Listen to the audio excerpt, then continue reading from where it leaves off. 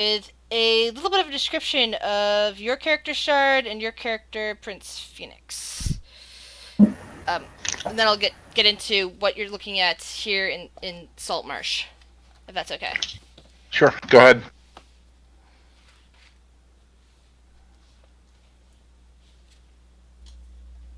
You can go first if you're ready. No, you can go first if you want. All right, I'm chewing. That's why. Oh, sorry.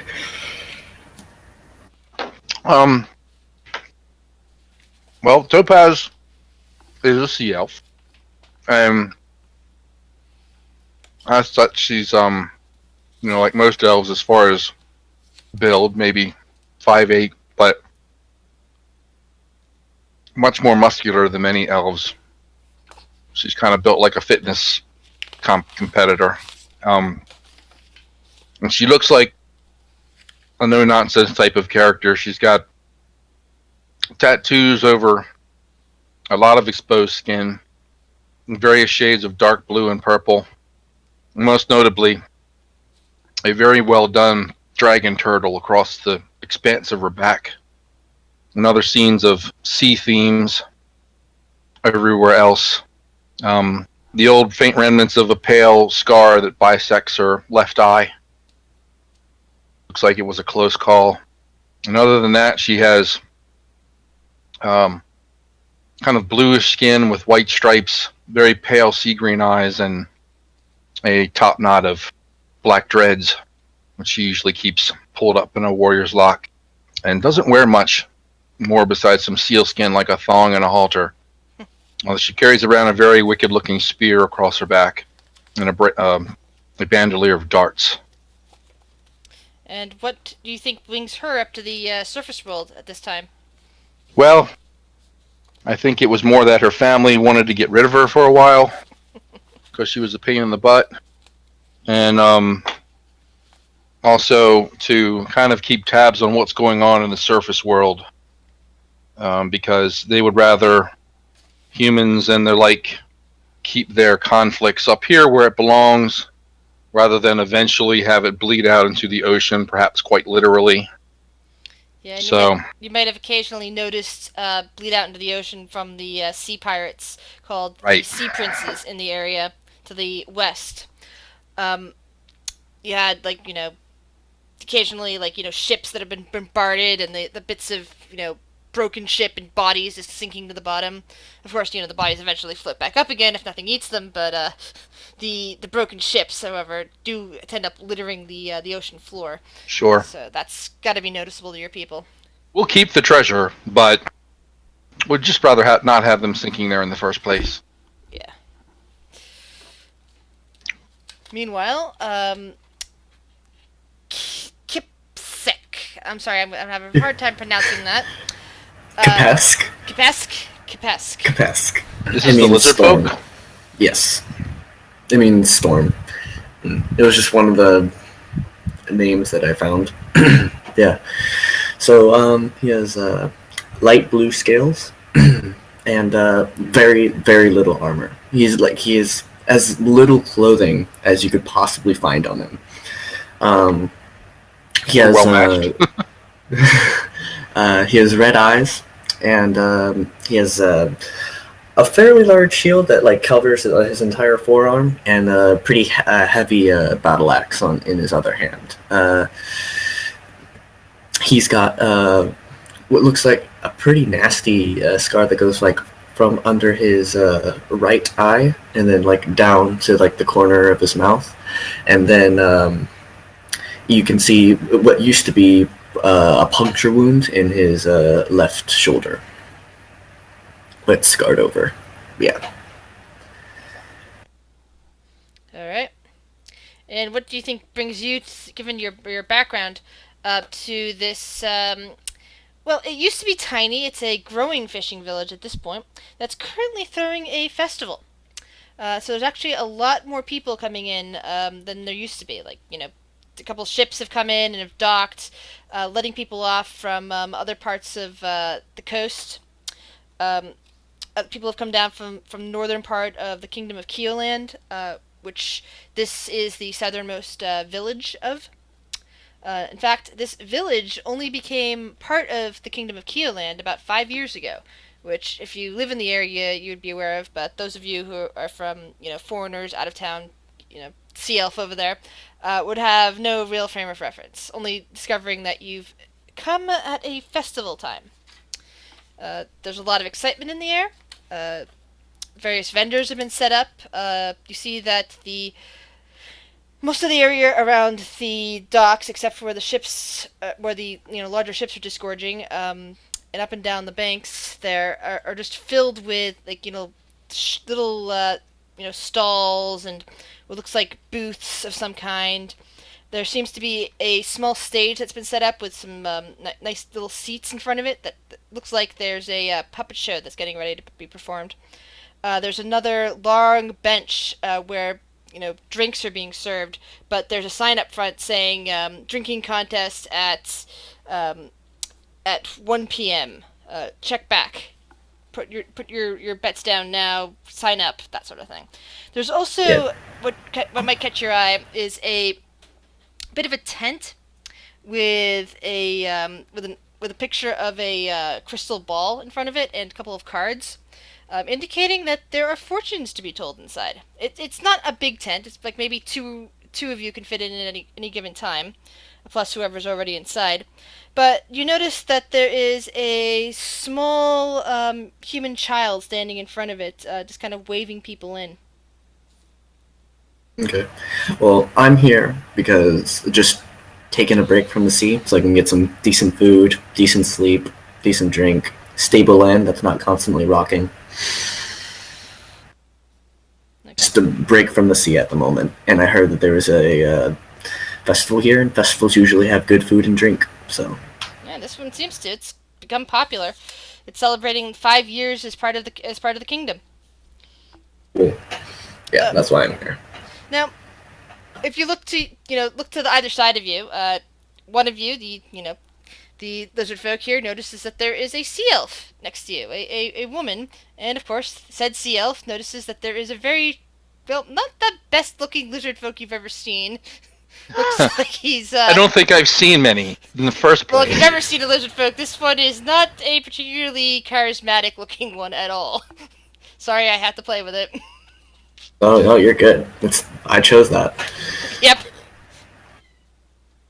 I give a guarded nod. I barely noticed that she nodded at me. I'm mostly looking at the food around me. Yeah, one of the vendors nearby has what looks like these little red, very brightly colored red things on sticks. However, given that you're a lizard folk and you have good sense of smell, you can tell at a distance this is definitely not meat. It's some kind of confectionery over fruit of some kind, but you're not familiar with it. I'm going to start walking towards there because it's been a long while since I've had fruit.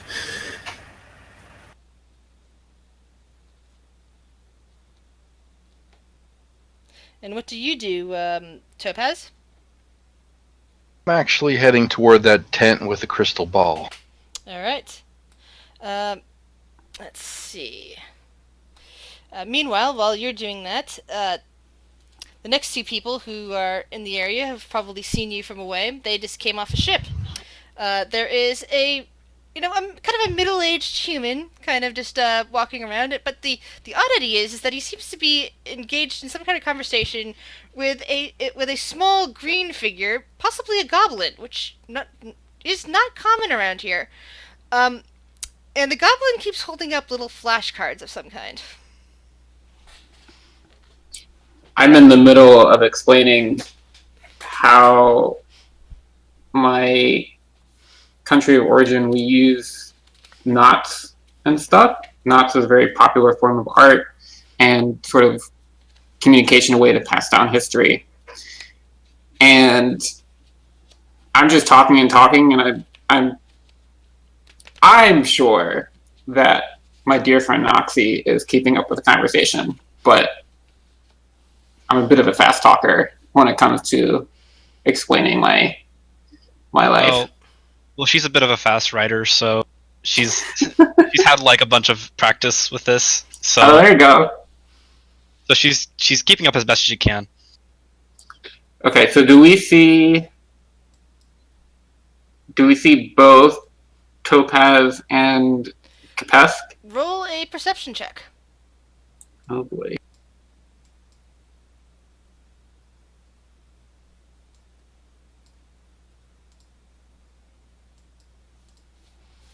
First roll of the campaign. Woo! That's a good one. Nice. I'll take it. Dovin, what catches your attention is, well, you've seen lizard folk before. I mean, yeah, that's particularly, gnarly looking one with scars and, doesn't look that friendly, probably from this distance. But the thing that catches your attention would be the sea elf that seemed to be walking the opposite direction, towards, I believe the sea elf was going towards the fortune-telling tent? Yes. Yes. And Dovin, even though you've been up and down the coast, I don't think you've probably seen a sea elf before, and if you have, it's always been at a distance. I just kind of like clasp my hands in my mouth. Is that what I think it is? Noxie, is that a sea elf? I don't know if I would recognize a sea elf. So Yeah, probably not, since you're more from the interior. yeah, Noxie just shrugs. I've read about them. They're incredible creatures. They live underwater. Elves that live underwater. Come on, we gotta talk to them. Would I recognize the sea elf? Or just at least maybe seen one or two in my time? Roll a history check. You may have. Probably not, but we'll see. Nope. If you have ever seen a sea elf, you did not realize that they were such a thing as a sea elf. But maybe you thought that they were some kind of, just strange elf that, as far as you're concerned, elves live in trees or, live in cities, depending. Yeah. Other than that, you don't know much about them. Fair. So I don't want to say I come running after Topaz, but I certainly walk briskly in her direction. Do I catch up to her before she gets to the tent, or no? Topaz, roll a perception check. Okay.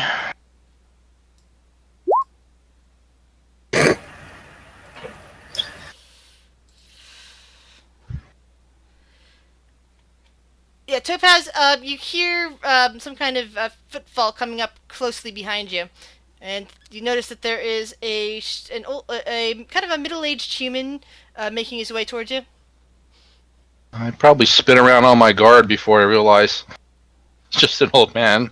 Whoa, calm down, dear lady. I'm Dovin. Dovin Papa. Noxie is holding a sign that says "Prepare to be asked a bunch of strange questions." She knits her brows. She's looking from one to the other and back to the first. Like, Are you? a look like, what the fuck? Pardon my intrusion if you're busy, but are you a sea elf? I am Alutel Kassir, yes. Amazing! I've never seen one before. I've read about you in books, but to see one in person, wow, you look stunning. Are those tattoos from? Do sea elves usually have such amazing tattoos on them? The craftsmanship on these is amazing. Or penmanship? Not common, no. No. But you have them. That's fascinating. What do they mean? They mean many things. I have had them for years. Depends upon, each has a story, you see. I would love to hear these stories. Perhaps you'd be up for a cup of tea or sit down for a drink like now? I know nothing of this tea of which you speak. I was going to see this place where they claim to divine fortunes from the gods and see what they say. Oh, fortune teller. There's a fortune teller here? I love fortunes. They're usually a waste of money, but they're still great fun. Is that it right there? We should go. And then I can't believe you've never had tea. We're going to have tea. Very well. If you like. Noxie holds up a sign and says, "You'll get used to it." She does not say that. just shake my head and look at the goblin. Okay. I'm going to continue going into the tent. All right. So the small boy that's standing outside kind of like lifts back the curtain for you, and inside you see a figure seated in a chair. There is a table in front of them. They're hooded, and they seem to be dealing out, several odd cards along there. And there's there is a crystal ball. It's like kind of off to the side. They seem to be more focused on the cards in front of them. And you hear a voice say, "Welcome. What fortune may I divine for you today?" I believe my dear friend Topaz. Sorry, you didn't actually tell me your name, did you? Not yet, no. Okay, so my dear friend here. You didn't give me a chance. Better divination powers than the fortune teller we're talking to. My dear friend here. I'm sorry. What's her name? It is Topaz. My dear friend Topaz was interested in receiving a fortune. Noxie's ears Heard of perk it. up. That is quite nice. He holds up a sign that says, "You mean like the gem? The pretty one?" You holding that up at me? Yes. She nods, yes. Family tradition. She just kind of looks at you like excitedly. You have the impression that she might think you're some kind of wealthy person. The fortune teller puts down the cards in front of them and gestures towards. There's a lot of interference on one of you guys' ends. Sorry. It's Emily, I think. Oh. My bad. Yeah. If any chance, if you have a lot of noise in the background, can please mute between talking? That'd be great, because I get easily distracted. All right. So the fortune teller puts down the cards in front of them, put it on the table, and gestures to these two seats that are directly in front of the table. "Please sit down. Make yourself comfortable. It'll be only 5 silver per reading."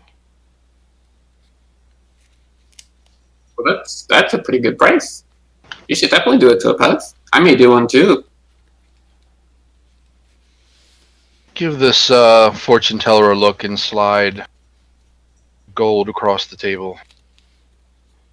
2 fortunes. Are they both for you, or one for each?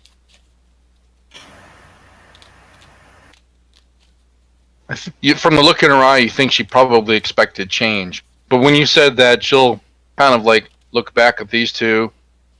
One for me and one for the... I don't even know if I would know what a goblin is. She probably look like a little green girl to you. One for the green girl.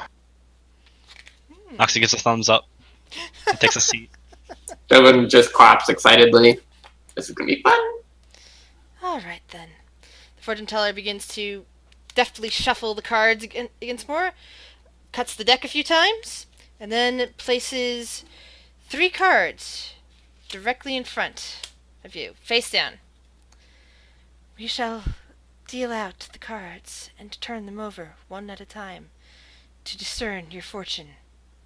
And they reach out and turn over the first card.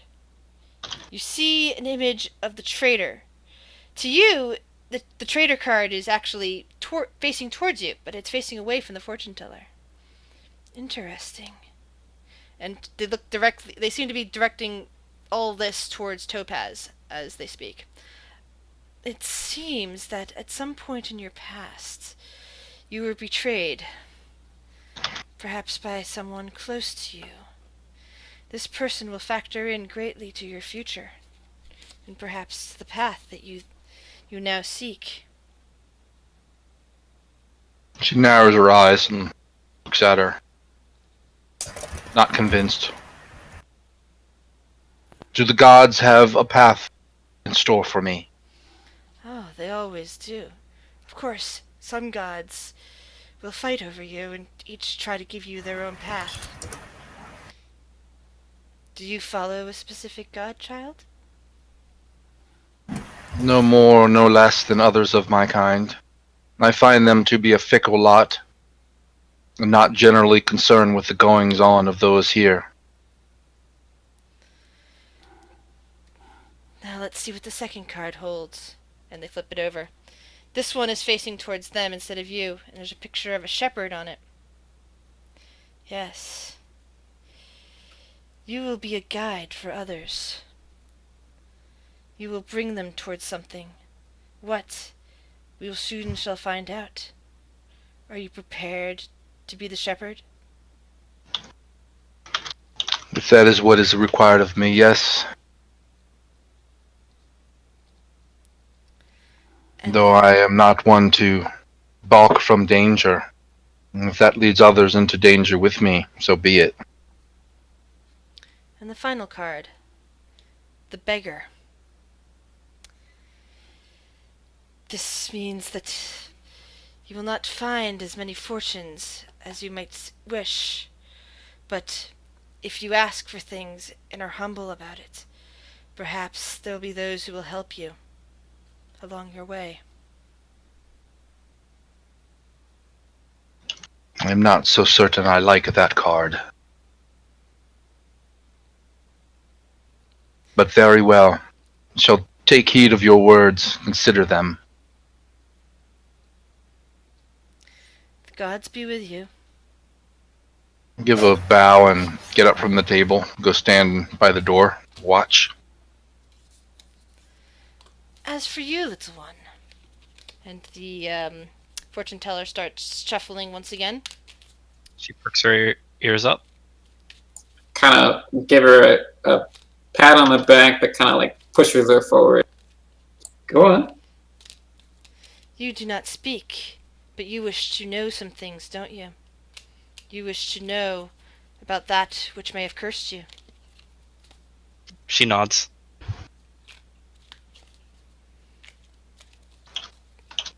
Shuffle, shuffle, shuffle, shuffle, shuffle. And once again, the fortune teller cuts a deck of cards and begins to lay 3 out in front of you now, Noxie. And flips over the first card. Upside down bishop. Yes, this is definitely about your curse. She leans forward in interest. It seems that someone most unholy has cursed you. She nods her head. Perhaps someone evil in the ways of religion, a heretic of some kind. Perhaps a demon or devil worshipper. She writes on a card, and it shows asshole. Well, that is to be expected. And then the fortune teller flips over the next card. And it's another upside down card, the Myriadim. The fortune teller pauses for a moment and looks it over.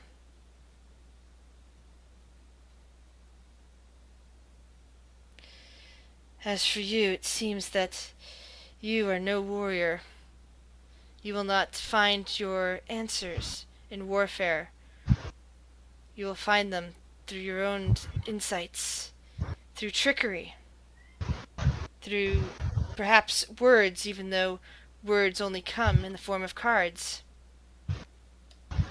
She ponders this for a minute, and then she nods her head. She seems to understand that makes sense. And the fortune teller flips over the final card. This one is the upside down berserker. Yes, you will only find misfortune if you attempt to use whatever skills you have to kill and maim. No, you will undo your curse through other means. Whatever you do, when you find the one who has cursed you, do not cause physical harm to them. You must find a better way, a way that's not violent, and you will win the day and undo your curse. She tilts her head, but she definitely takes it into consideration. Seems to be in deep thought.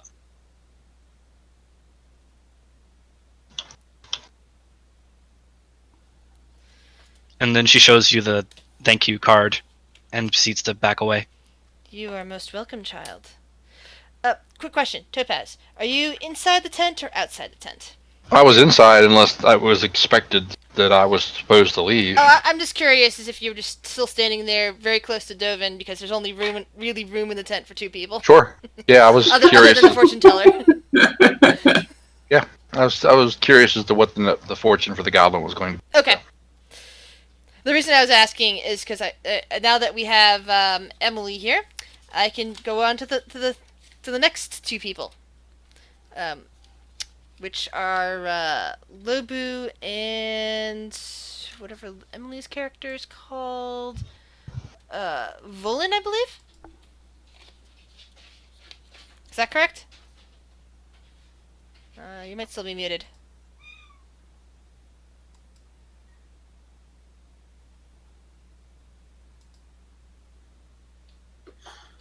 That's what I've got for her name. Okay. So, Lobu, roll a perception check for me.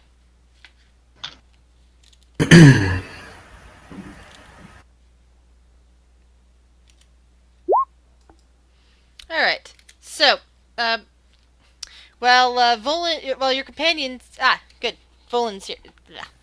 Can you hear me now? Yes, I can hear you. Okay. Alright, so, the 2 of you were like, you, I think we're staying at the inn last night. I know it's been a couple of weeks. But, the festival has already started. You guys are poking around. Lobu, off in the distance, you see a not very attractive... Sorry again, Kapsigi. Lizard folk who seems to be wandering towards what looks like a fortune teller's tent. You can see it also looks like the back... this as the tent, the tent flap is being pulled back by a small boy. You see what looks like the back of another sea elf with blue skin and black dreads hanging down their back. Lobu gets like really excited at first, and he's like, Volin, check out that thing. That's the craziest fucking thing I've ever seen in my life. And then he just kind of like stiffens for a moment. And he's like, well, do you think we should go look at it? I mean, yeah, I suppose there's always time to do other things later at the festival. We could head down. Just keep that arm wrestling arm ready. 'Cause we're gonna win. Always.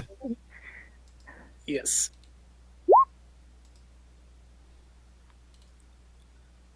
So I think we like head along. I'll play my little concertina a bunch as we go. Just like a very kind of dumb, silly song. As I hear him do that, I'm gonna keep about 2 feet behind him, just kind of like I'm not part of it. Okay, so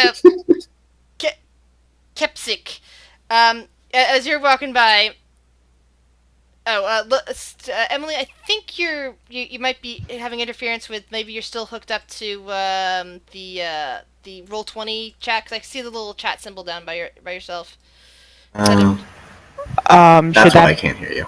be off then? Yeah, because we're only talking in Discord. It sometimes can cause interference. I mean, is that an issue right now? It might be because Logan says they can't hear you. Okay. If you go to your cogwheel and go down near the bottom, you can actually say, I want to broadcast to others and I want to receive from others, and hit nothing disable on both of them. Under the game settings. Yeah, I just did that.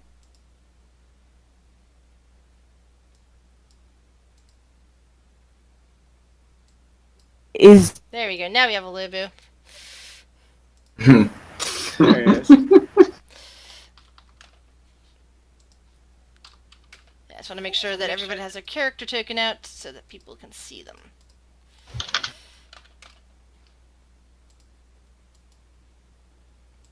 There we go. all saved up. All right, so Kepsek, as you're heading, walking around, I think you said you were heading after that old man and the strange elf. Mm-hmm. Coops. I still can't pronounce that very well. I'm very sorry. Kapesk. Kapesk. It's like pest with a K. Kapesk. Kapesk. Okay, I'll try to remember that. I'll try to make a note of that. Where did I put the card? There we go.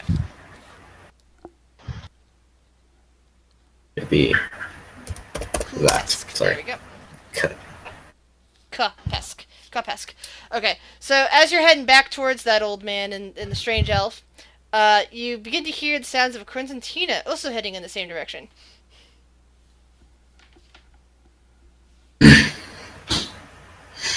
I'm just keep walking. The boy, and I'm just like slightly pushing past him as I enter. Alright. There's no more room left in that little tent there. It's like pretty much just Noxie and Topaz and Dovin hanging there, plus the fortune teller.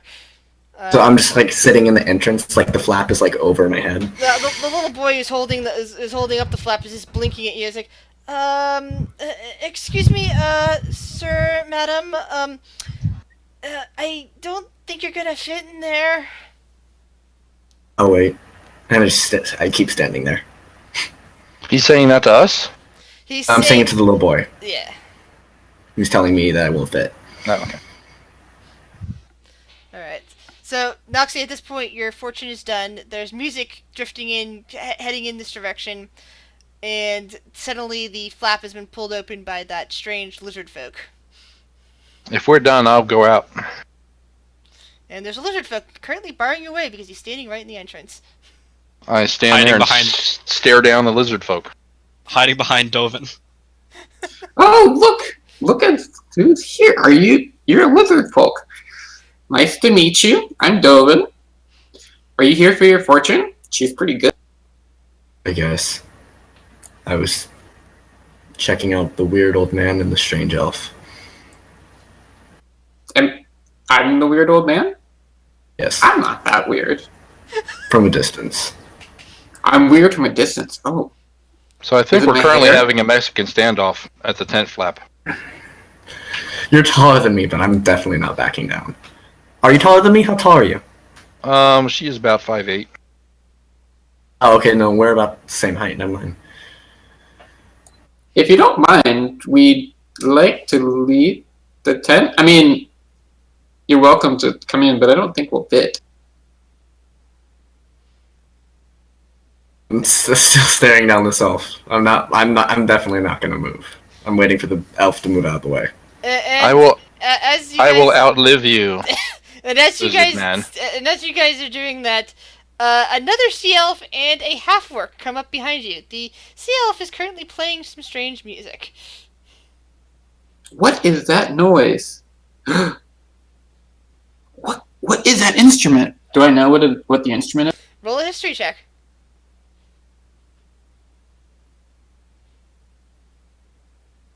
Yes, and Lobu, you may describe it to Dovin. It's basically a small. It's like a squeeze box almost. It's a small accordion. Oh my god, really? That's awesome. Does it look valuable? Not. Let's see. Who said that? I'm sorry. I'm still getting used to voices. It's me, Liam. I play as Noxie. That's it. It does. Let's see. Roll a perception check. And what is the official name for it, Lobu? A concertina. And Lobu, what is the current condition of your concertina? I think it's seen better days. I'm pretty sure I found it on the side of Okay. the like just on a shore somewhere, probably next to a dead pirate or something. Noxie, from your point of view, from your perception roll, you're looking at the instrument, and all you can think of is trash. This is a piece of trash this weird sea elf is playing. Is that a concertina? You played it masterfully. Oh, thank you very much. I do my best to play good songs for as many new friends as possible. Your lizard folk seems to have his head under some fabric there. Indeed, he does. I believe there seems to be some friction going on at this doorway, and I'd much love to smooth it out. I'm gonna like. Oh, let's Very all get in lightly. there. And I do and give then- I tell my heaven give a slight smile at the lizard folk and say, "We can stand here forever, but I will outlive you." Many have tried. I said, many have tried, in a very, very gravelly voice. I'm like, many have tried. She may outlive you, but I probably won't outlive either one of you. Can Noxie and I pass? You guys can continue to have your little staring contest. Lobu tries to slip under the tent on the other side and pop up behind the fortune teller. Like, what's a ring mean? Roll a dexterity check on that one. Let's see if you can actually get this done without causing any problems. Okay, so you managed to slip around the tent, away from the small boy who's currently, holding the tent flap and just staring up at Kapesky. That's gonna hurt. That's gonna take me some time to pronounce. I'm terrible at pronunciation. He's like, the kid is very distracted. So you manage to slip around. You find the bit of fabric. You pull it up and you slip in, and you're directly next to the fortune teller. The fortune teller doesn't seem to be the least bit phased by this, and says softly, "Is there something I can help you with?" I was just seeing what all's going on in here. Cool cards. Thank you. If I see him head in, I'm gonna call out to the fortune teller. I'm really sorry about that. Hold on, There's I'm no gonna do stopping him. something. It's gonna look weird. I'm just gonna do it. Nope, I'm not bored yet. Still standing there. If you wish to have your fortune told, lizard folk, you will have to let us out first.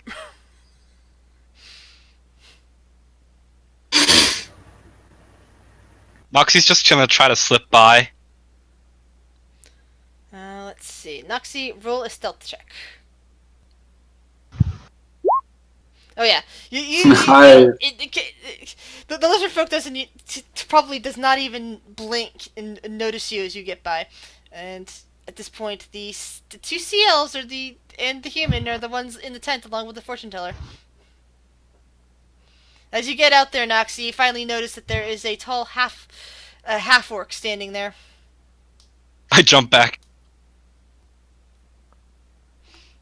Let me know how you feel. You're just big and scary, that's all.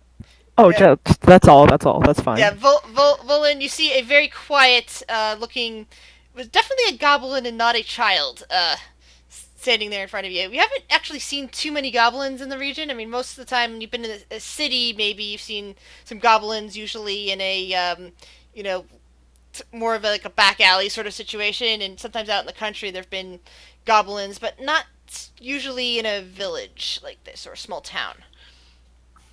Ah,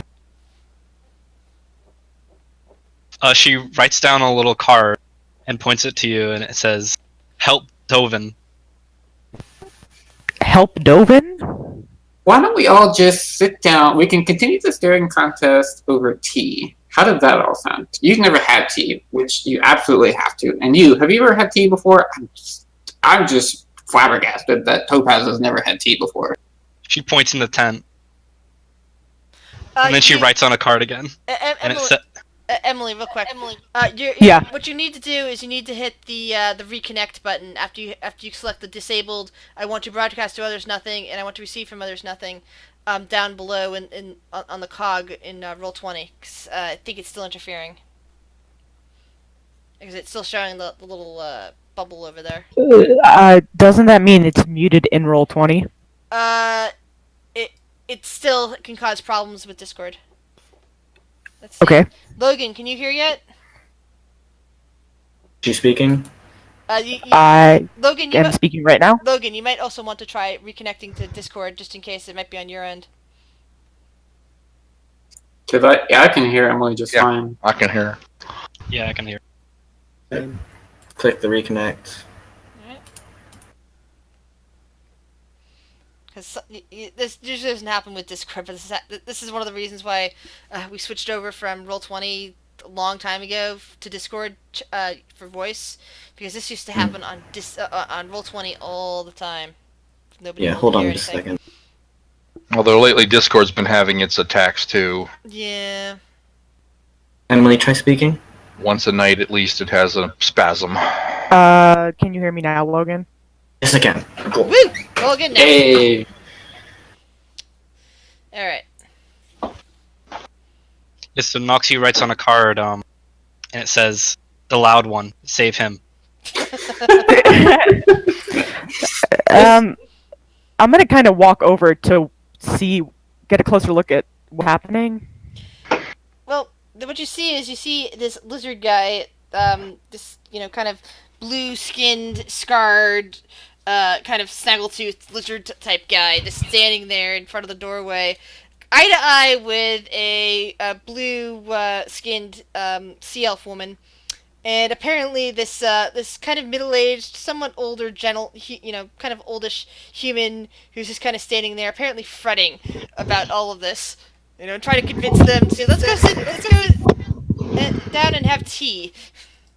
Hey, Grizz, for some reason I'm getting you both in my headphones and my speakers. It just echoed.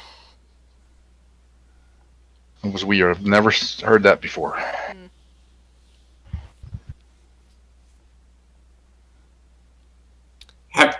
Excuse me. What's your name, dear lizard folk? I'm Gilbert. Capesk. Capask. Have you ever had tea? No. It is delicious. You take up one of these tea bags, pull out a bag from my pouch, and you put it in some hot water. You let it soak, and it is just divine. Nothing is more calming than having one of these to drink. So, would you guys like to share some tea with me? We can talk about the tattoos, we can talk about the scars, we can talk about things, or we can just have the staring contest. Yes, it would be nice if we can ever leave this tent. I'm going to try and slip past Topaz. Okay. Oh, all right. In you go. Let's see. You're gonna need a acrobatics check. Who's trying to do that? Hmm. The lizard. Yeah. So you managed to straighten yourself out, kind of pull around the corner, and fit yourself into the tent, where you see Topaz and Lubu are there. Lubu, for this other male sea elf, which you hadn't actually seen before, is now standing next to the to the hooded figure of the fortune teller, who's still seating. Okay. Does this mean the lizard man is no longer in the way? Yes. I go out. Yeah. I watch the Topaz leave, and then I look directly at the fortune teller and say, "So you're the one that everyone's here for, right?" Well, what these people here apparently are for. I am not the orchestrator of the festival, which means everyone here at the festival are not here for me. How much? 5 silver per reading. I drop it on the table and sit down. All right then. And the fortune teller begins to shuffle cards again.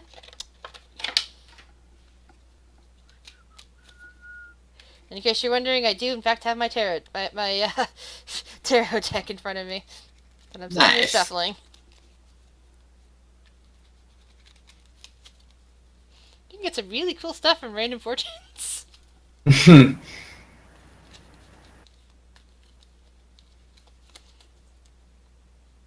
So, 2 sea elves in one day. Interesting. And the fortune teller puts out 3 cards and flips over the first card. You see a trader face up. A merchant. Interesting. But not you. You're not a merchant. But you are working for one. Or will be shortly. A while back.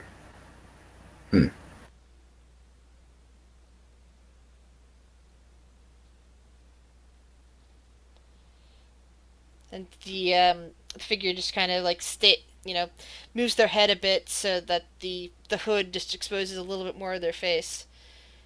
And they seem to be smiling slightly.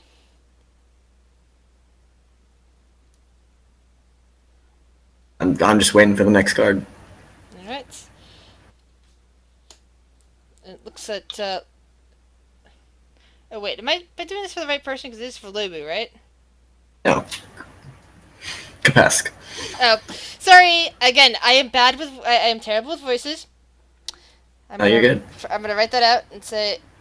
Okay, it's for the lizard folk. Sorry, I was looking at the tokens here. Yeah, the first one still works. Yeah, the first one still works. They would probably still be saying the same thing. You are not a merchant, but you are working for one. Might be working for one or working for one in the near future. Second card. Beast. Yes, this is what people think of you, often. They confuse you for a beast because of your appearance in ungainly ways. But you must work hard to prove them wrong. Do I have to? Unless you wish to embrace it, of course. You can embrace the beast within and become a ravager, a rampager, if that is your wish.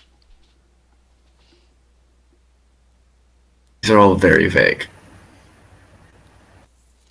And the last one, the druid upside down.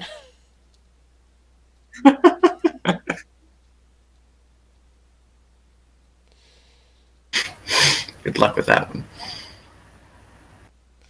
Yes. There is a druid standing almost behind you. This druid can help lead you to your... Sorry. This druid can help lead you to your future endeavors, whether it is to chain down the beast within and control, or to let it loose. My ultimate goal? That one will help me with my ultimate goal? Perhaps. But only if you manage to either restrain or embrace the beast.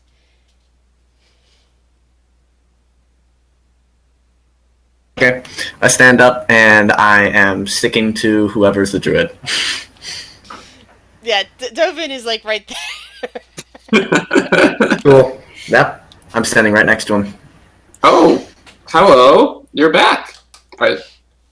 Did you want to continue the staring contest? I'm not really interested in staring contests, but if you want to have one over tea, we could try it. Sure. And you, how tall is Volan? 6'5". You are quite tall. I'm Dovin. You must be the loud one I heard about, and I'll stick my hand out. I happily shake your hand, and am I the loud one? I look down at Noxie. Noxie just looks away. I don't think I'm that loud. I'm just, interested. I'm very interested. Where are you from? She writes on a card, verbally interested. Not too far from here, a little further west. Are you from here, Dovin? Oh, no. I am from quite far away. I'm on a traveling spree, so to speak. Kind of looking for something. I don't know. Do you want to talk about it over tea? We're going to have a tea party. You really seem interested in this tea. I was actually with my friend Lobu before he disappeared into the tent. We were kind of just walking around the festival trying to see if there was anything interesting. Is he the one with the concertina? Oh yes. Where did he? Oh, right, he's in the tent. Well, he can come too.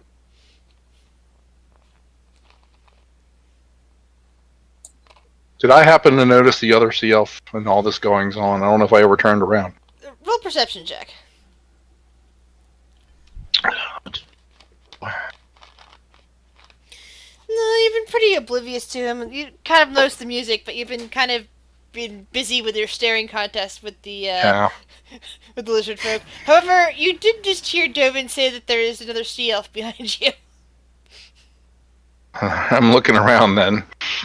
And you see another sea elf with a concertina. He's in there just like talking the ear off of the fortune teller, being like, "So how much money do you make in a day? Is it pretty good work?" Once I realize it's nobody I know, I'll stop staring. Figure it out eventually. The fortune teller is fairly quiet at this point, and basically says, "I make enough money. Do not worry." Well, thanks for showing me all your cards and things. I'd love a reading, but I think I'm gonna head on with these guys. What's in the past stays in the past, and what's in the future is none of my business. It all comes down eventually. Good luck. Oh shit! And Oh. then he's just gonna jump out of the tent. And the boy who's been standing outside puts out a sigh of relief and just lets the tent flap go and sits down. Well, that was exciting. Noxie pats him on the back. And then I would like to pickpocket him. Oh. Roll sleight of hand. Alright. He doesn't appear to have much in his pockets, but you do pull out what appears to be a small piece of candy. Noxie shrugs and eats it. Right in front of him? Wow. That's cold.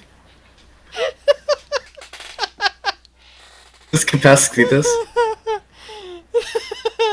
If you guys are watching that, roll perception check. I'm alright at those. Oh god! Yeah, Lobu, Kapesk, you did just see Noxie pickpocket this boy and then eat the piece of candy that she stole from him. I'm like staring down Noxie. Where'd you get candy? I want candy. And I give a silver to the boy. The boy looks confused for a moment, then pats his pocket, and you see tears kind of come to his eyes. I was saving that for later. Use the silver to buy more. Noxie holds up the sign. That was different candy.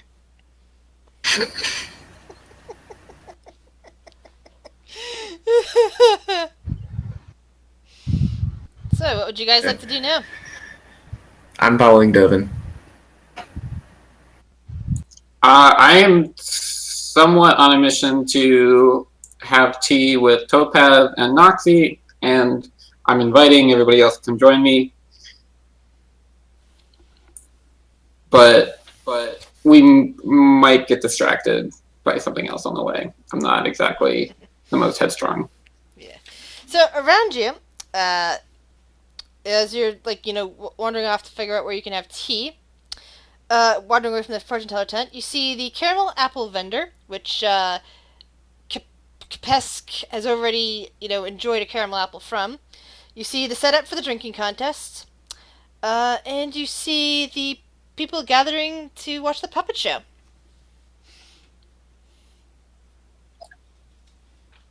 Is that the puppet show? And does anybody think they'll have tea at the drinking contest? I know typically you don't drink tea, but Noxie shoots Dovin a look. Like, really? this is a different country. It might be different. I'm gonna pat Dovin on the shoulder and just like, It's okay. Ignorance is not the worst flaw someone can have. Ignorance is fun. That means you get to learn so many new things. But anyways, I want to watch this puppet show. But T. Is there like a schedule? Over. Hey, go ahead. I was just gonna ask if there's like a visible like schedule anywhere for the puppet show. Yeah, it says basically that the puppet show will be at 11 a.m., 12:30 p.m., 2 p.m., 3:30 p.m., and finally at 5 p.m. And there's one just starting, and I think I heard Liam say Noxie is on his way over. It was getting ready to start very shortly. Right. Yeah, Noxie is zooming right over. I follow Noxie. Is it mostly humans around here? Or? Mainly, you're getting a few looks, but because there's people from other places, you'll see dwarves, you see some halflings, you see another couple of half orcs wandering through, but yeah, Topaz and Lobo seem to be the only sea elves in the area. Nuxie is definitely the only goblin, and there are a couple other lizard folk, but they look more, let's say, refined compared to Capesk. I mean, Capesk looks like another species compared to them.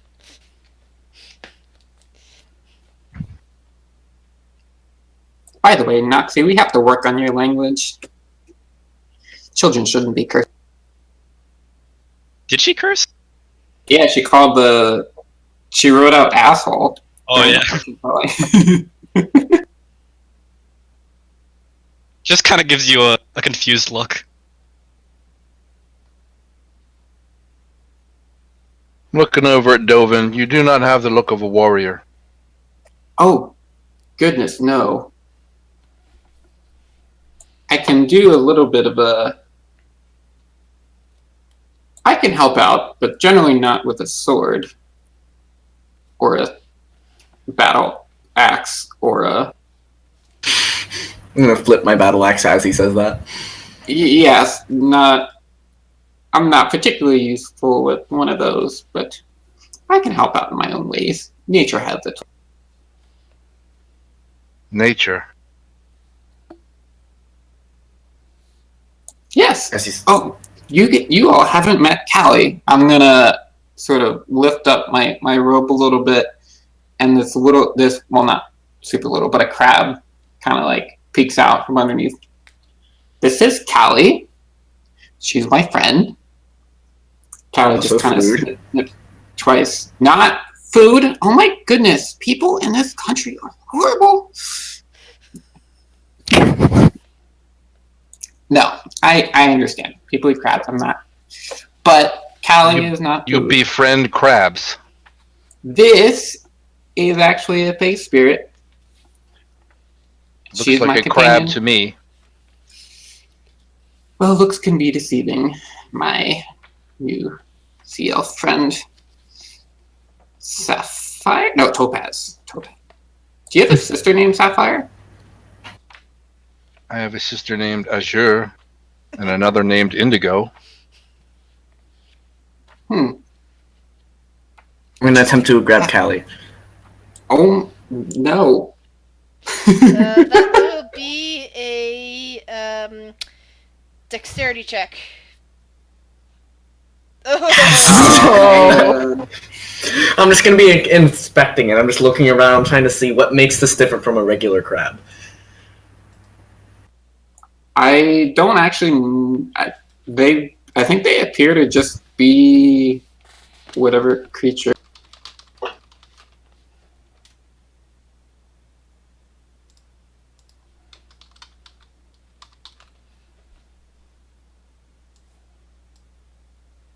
Alright, there you go. Little crab. Can you guys hear me? Yes. Okay, Yes. cool. So everything went silent all of a sudden, so I was double checking. Oh yeah. I was waiting to see is there anything. I'm looking around this crab and trying to see how it's different from a regular crab because he said it was a fey person. The crab is basically just, clipping its little claws at you and everything like that as you hold it. Yes, her name is Callie. I summoned her about a year ago. She is my dear friend. She's the one that showed me the ways of nature. Yes, she does look like a crab. Do I know what fey is? Roll a history check. Nope. Nope, you have no idea what Fae is. As far as you're concerned, it's a type of crab. What is a fey? What makes fey different from crab? A Fae is a spirit from the Feywild. Do you know the Feywild? Definitely not. So, Grizz, I believe you said Feywild is like not adjacent. It's like As far as Ollaras is concerned, unlike with the D&D books say, because this is my world, the Fey, Ithril and Shadow are the ones that are adjacent to Ollaras. Feywild is basically touching all of that.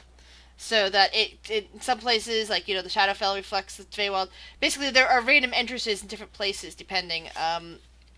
But it's very much still connected to this world. It's just not necessarily reflective, unless you're talking about, like, certain areas of the courts. Because I have a very intricate court system for the Feywild. I can tell you, from what my sisters have told me, if you were to eat that crab, if it is indeed a fey spirit, it would not satisfy your hunger. It would be like eating air. that is true. Lobi's Please don't gonna test just it. I growl a little bit and then place it back on Dolan. I give Callie a nice little pat on the head. Okay. So where are we going? For tea. Well, Max, go ahead. Go ahead. I was gonna lean over to Lobu and I'm saying, just really quietly, are we with them now? I don't know. They seem kind of interesting. I don't understand why they didn't just talk to the crab, though. So interested in the crab, talk to the crab. You, my friend, are we sure we want to be with them? They're a little odd. I'm actually addressing the other sea elf without actually turning to look at you. We're walking somewhat ahead, but I'm going to drop into Aquin. And I'm going to say, what are you doing on the surface, elf? He's actually gonna respond in common. He's gonna be like, I don't know what you mean. I'm a regular surface elf. I turn and then look at you. Like you've got two heads. No, you're an Alotel Kassir, as I am. Yeah. I had to leave. I had to leave there. Where? You are not from my city. Small village, just off the reef to the south. Just a simple community watches after the reef. Insight you. Sure. You're totally truthful. All right. As you wish. How did they call you? Have you chosen a new name, or do you take your own? They call me Lobu. They call you traitor. A little, yes. He's at this point switched back to Aquin, if you're still talking it. I'm trying to do better, I made some mistakes. I broke an oath, but just trying to do Oaths better. are not to be broken. Have we not done names? Yeah, most of you guys don't seem to know each other's names yet. I just continue staring at Lobu for a few seconds more and then continue on my way. You know following what, Dovin. Volan? You know what, Volan? I think maybe we should go a different way. Come to think of it. Come to think of it. Hey, are you two coming for tea? I don't know, Lobu. Are we coming for tea? It'll be fun. Plus, I want to hear about where you're from. He just kind of nods. I think we did have intentions to maybe explore the festival a little further, right, Lobu? Oh yeah, the arm wrestling. We gotta win that. Oh my gotta gosh, make I'd that love to money. see that. Where is it? Arm wrestling contest? Yeah, Yep. we heard something about that in passing. Thought it might be. Is this the 6'5" half orc walking around with the other sea elf? Yep. I just look between you like I don't even. I go back to following Dovin. And where I'm from, we do arm pushing contests. Arm wrestling? How do you wrestle with arms? I need you to explain to me what an arm pushing contest is. It's it basically, instead of pulling somebody's arm towards you, push their arm away. So, like an arm wrestling contest. But it's In reverse. in reverse. How? I'm making it up on the fly, alright? You are trying to Whatever. I was gonna say, Whatever. logistically. Okay. You are trying to make sense of humans. You may as well stop now. I'm sorry. the but weight doesn't. further with any of you. That wouldn't be like to arm pushing, that'd be introduce arm pulling. If you're going the opposite way of an arm wrestle, it'd be arm pulling. No, because you pull it. And arm wrestling, you pull. No, you're pushing down. You're pushing the other person down so the back of their hand touches the surface. Sure. I disagree, but I don't really care. Okay. Continue, sorry. Are you actually from a just- faraway land? Have we found this tea yet? Well, I was about to say the Lubu and Volan. You know that you could probably get tea or at least some hot water over at the Black Wolf, which is the local inn and tavern that you guys spent the night at. I don't know all about tea. You want to go down to the Black Wolf? That's the best place for it. All of town, I'm sure. Well, let's go. And then we'll go watch this arm wrestling. I'm sure, Volan, I'm sure you're going to win. I'd love to see that. Nah, don't gas me up. Well, we can lead the way. We're actually spending some time at the inn. If you wanted us to head the group down. That sounds great. Let's go. Oh, I follow Noxie. Dovin. Well, Noxie's watching the puppet show. I imagine Yeah. we don't want to leave her behind. As for the puppet show, so Noxie, you're watching the puppet show, correct? Noxie? Oh yes, sorry. That's okay. So you're watching the puppet show. hmm Yeah, you get over there. They're both children and adults. You actually kind of fit right in, being that you're small enough to be a child, and yet you are an adult, but you are small enough to be a child, and so they don't get alarmed by you. Even the kids who and the adults who've never seen a goblin before, the kids just kind of like take it in stride. You're green, maybe you're part of orc as far as they're concerned. Maybe you're something else. They're not hurting you're not hurting them. Their parents aren't alarmed. They're fine. You might get a few weird looks from some of the adults who suddenly realize there's a goblin standing there and they haven't really seen one before. But, the puppet show is, drawing their attention. So, you basically see this little tiny stage that's meant for marionettes.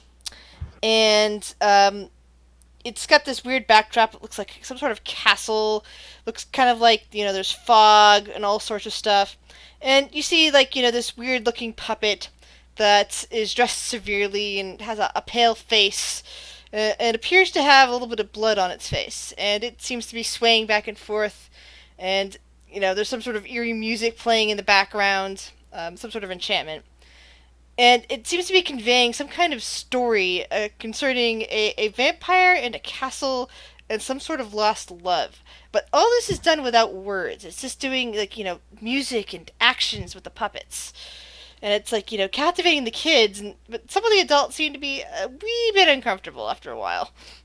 We suddenly realize our goblin is not with us. Eventually, once you get to the inn, you guys have all noticed the goblin is not with you. I mean, can I make a roll of the towel before we get that course. far? Try perception. Well, sure, no, we got no goblin here. Was there a goblin in the first place? Yeah, I didn't even notice the goblin. I wouldn't have left Noxie. I'm not that distracted. Actually, roll a wisdom saving throw on that one. Oh no.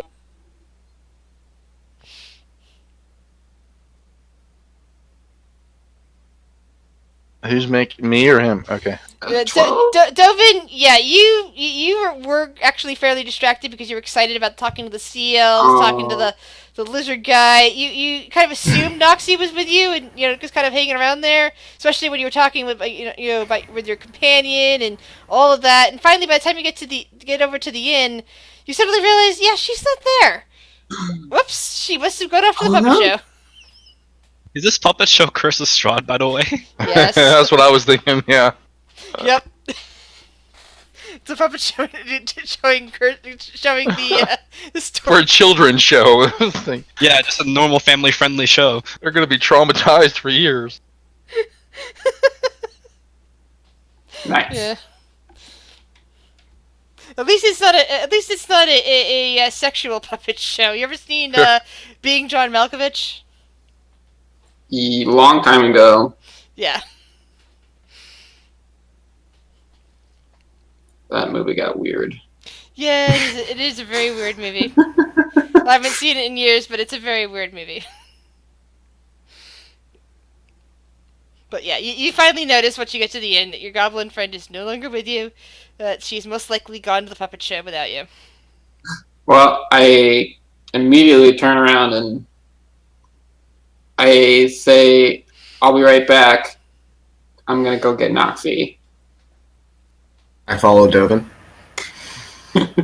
You're just going to follow me everywhere? Alright, cool. Yeah. Magic Lady told me that you will help me, so I'm not letting you out of my sight. Who's that?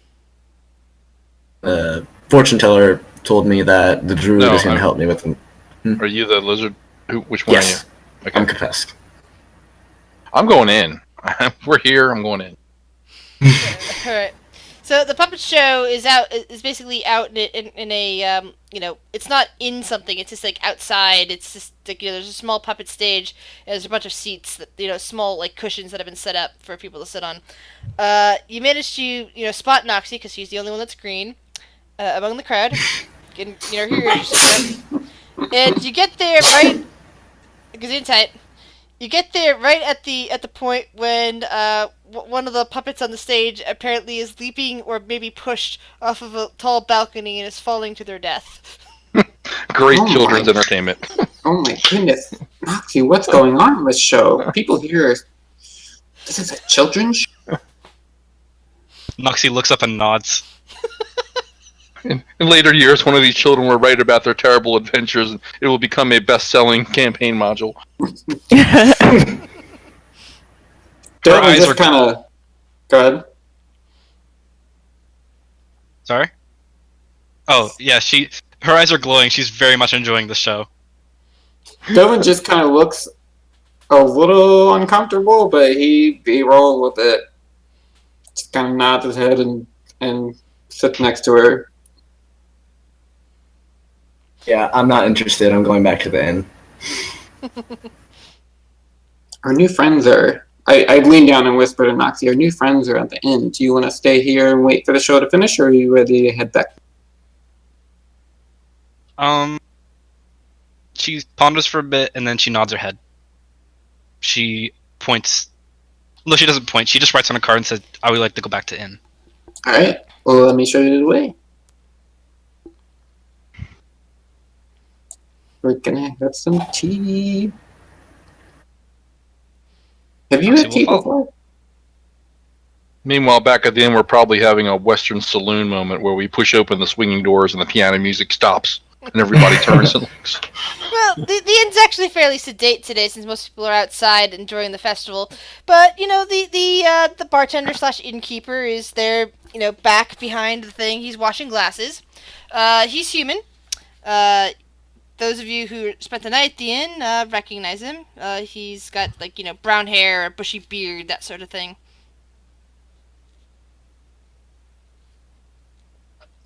I'm walking up to the bar, I guess. Stoven's not here. Hello there. What can I get for you? I'm told you have tea.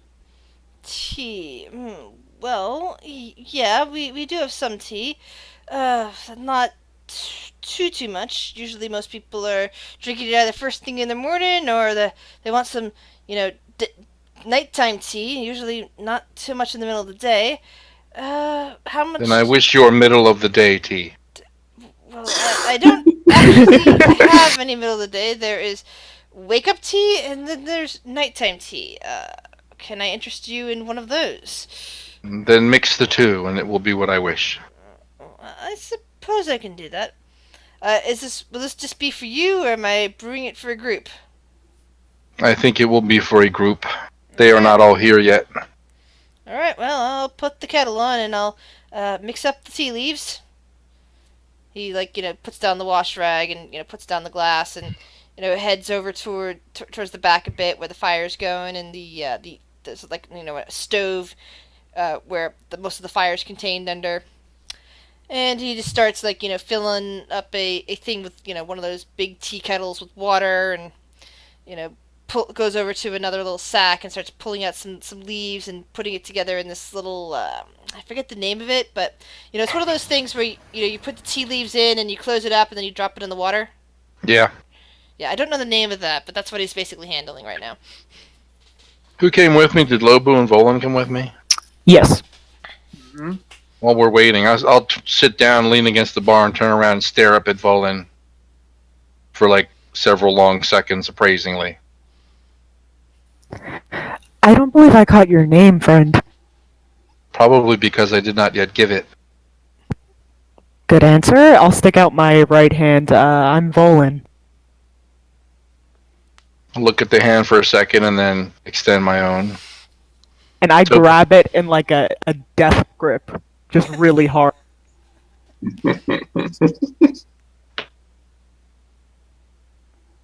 Glamhoff, do not test your strength on me. It will not go well for either of us. You seem rather serious, straightforward.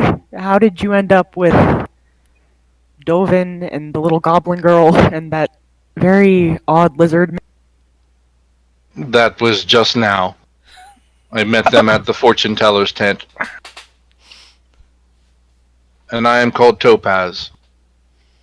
Ah, Topaz. I'm sure you've already seen Lobu. Oh yes. Why are you traveling with him? We met maybe 1 or 2 days ago. We are trying to look for work together, because why not? Yes, why not? Has he told you his story? He told me quite a bit the first day we met. Something about betrayal and then having to leave and some kind of kraken demon something. So, an yes. eyebrow goes up at that. Seems he told you a great deal. I'll turn over to Lobu. Was that too much? I'm kind of lost with this one, to be totally honest. She kind of looks like she wants to gut me. She's standing right there, you know. Hi. I'm gonna go get some hard alcohol. Anyone? Hard alcohol? Hard alcohol? If you wanted to wait, we could try the drinking contest later. I'm afraid I probably wouldn't do very well at that, but I'm willing to give it a shot.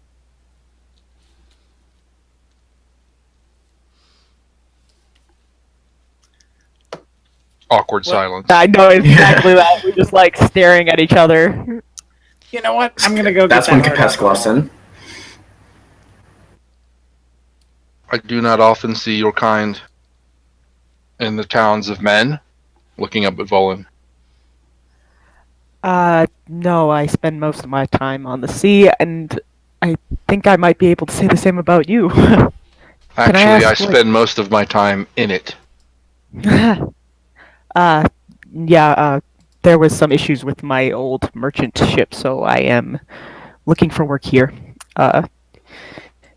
What are you doing on land here? I suppose you could say much the same.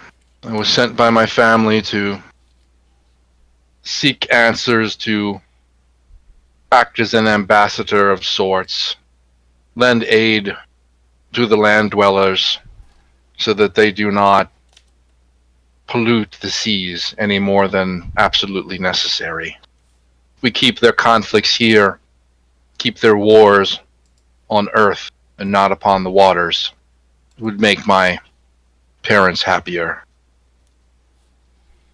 Certainly a noble goal. Capes Not just, my own choice, slams but the door.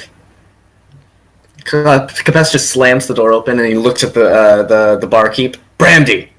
And he like walks over and sits down and waits. The barkeep nods. Yeah, that'll be 2 silvers, please. And starts filling up a glass with some brandy. Put it on the table. And he slides the brandy over. So I take it you're not here for the tea like these folks. Never had tea, don't plan on having tea, and I take a big swig. Yeah, brandy's much better, he agrees. I'm just enjoying it. I'm watching you guys, but I'm staying in my own bubble. brief moment staring at you, and you're slamming the door, and then I look back to Volin. And the lizard, you met him at the tent too, I'm assuming? After a manner of speaking, yes, he blocked our path. Yeah, Is there some sort of unspoken tension here? Should Lobu and I, get a different seat or something? No Work it tension out? on my end. If he wishes to make an enemy of me, I would not advise it, but if he That's does just not, shrugs. perhaps it is just their manner. You have seen lizard folk before. We have. They generally eat their own. As soon as you say that, like, he gets hardened and looks away and continues to drink. I'm just gonna kind of back up a little bit and look towards Lobu, like, pleadingly. Yeah. And then Lobu is gonna signal that we should probably like go and have a little conference. If you would just excuse us for one moment, kind of back away. Of course.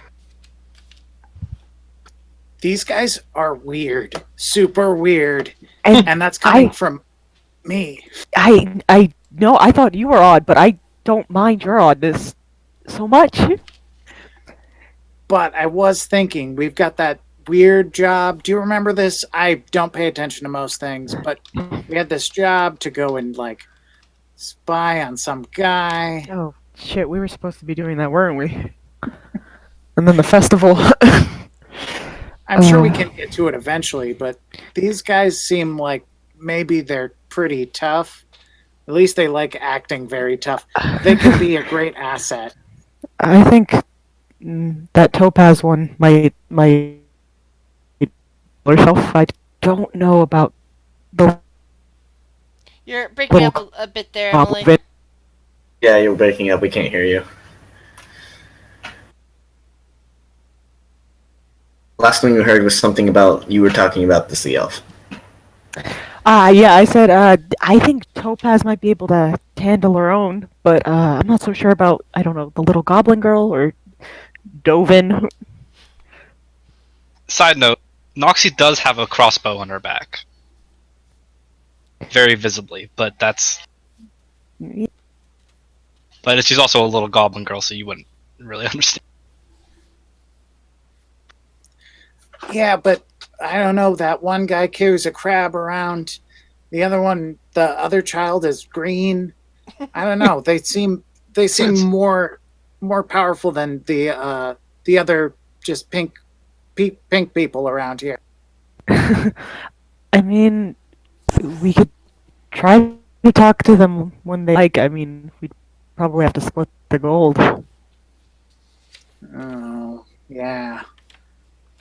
Oh, that's true. Quick note, Grizz, I have genuinely I lost my notes from session 0. That's And I okay. don't totally remember that, but we can come back to it when it's relevant. Well, we can go with your character somehow forgot about it too, and that's fine. Perfect. Well, all I'm saying is, as kind of rough around the edges as these people are, we might want to stick with them for a little bit, see what they're up to, what they're about.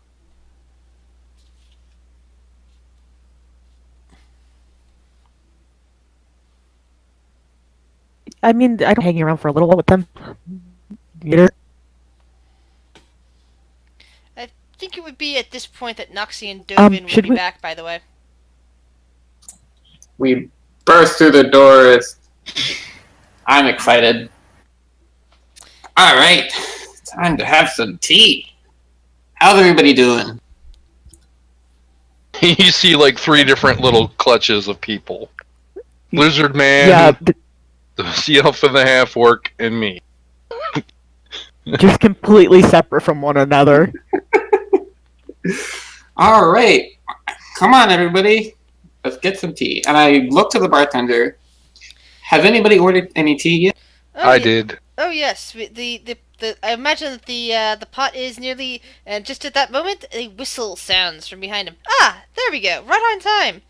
And We are he having middle of the day tea. pulls the teapot off the kettle off the stove, and looks around. So, how many cups am I bringing out? 6. Okay. He sets the kettle down and produces 6 small little cups. They are, fairly worn. There's a couple chips on them, a little bit of discoloration on the outside, but, they'll definitely hold your tea. And he begins to pour out 1 to each. Here you guys go. That'll be 5 silver, please. Drink mine like a shot. Pay up happily, and I I just kind of look at you and kind of shrug my shoulders. All right, everybody gather around. What's it taste like? Yeah, because it is 2 different teas mixed It together. is middle of the day I'm tea. gonna go with Earl Grey meets chamomile? I don't know how that would taste. Oh, Sounds all right. But I'm thinking It's like tea. Earl Grey's breakfast tea to me, and then chamomile's like bedtime tea to me. I don't really drink either of them. 2 conflicting flavors. They Yeah. might be I gotta good. look at Delvin. I don't like tea. This is very taking- interesting. I'm I take holding it another in sip both of the brandy. hands and breathing it in before I even sip it at all. Making a ritual out of it. You look like an experienced tea drinker. Not certain if that is a compliment or not. It is. And I take a nice long sniff of it, and you see just a little bit of confusion in my brow when I smell it. But then I take a sip and just pretend it tastes great. Roll a deception check.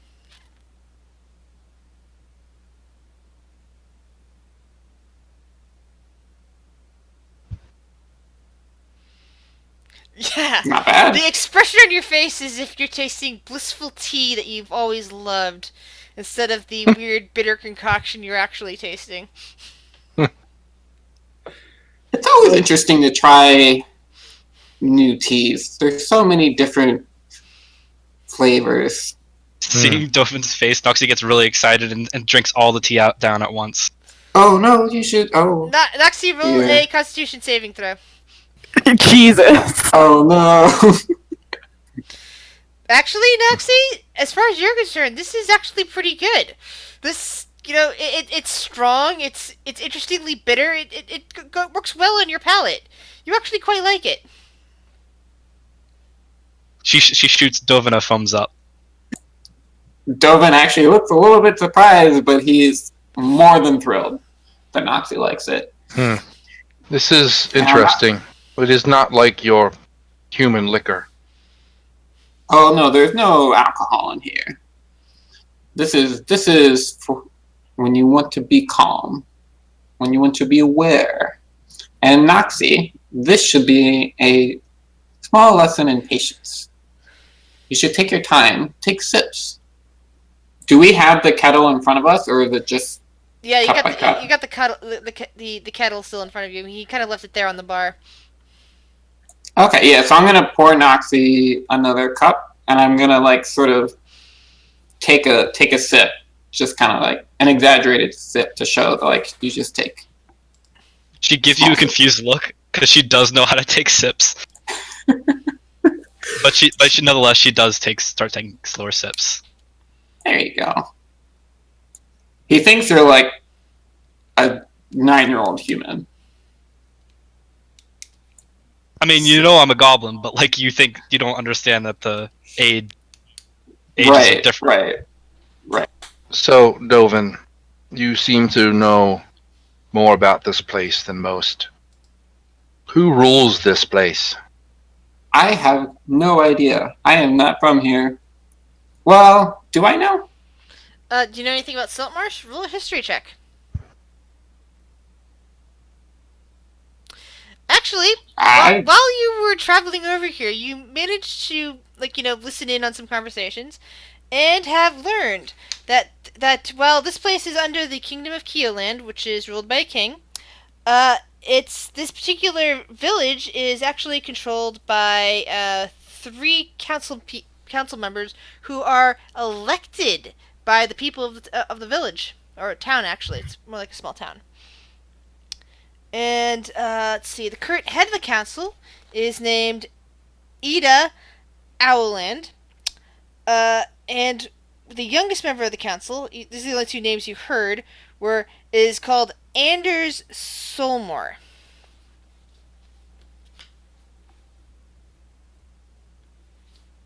This is the only information on the council you managed to overhear during your travels. I don't know much about them, but they were elected. How novel is that?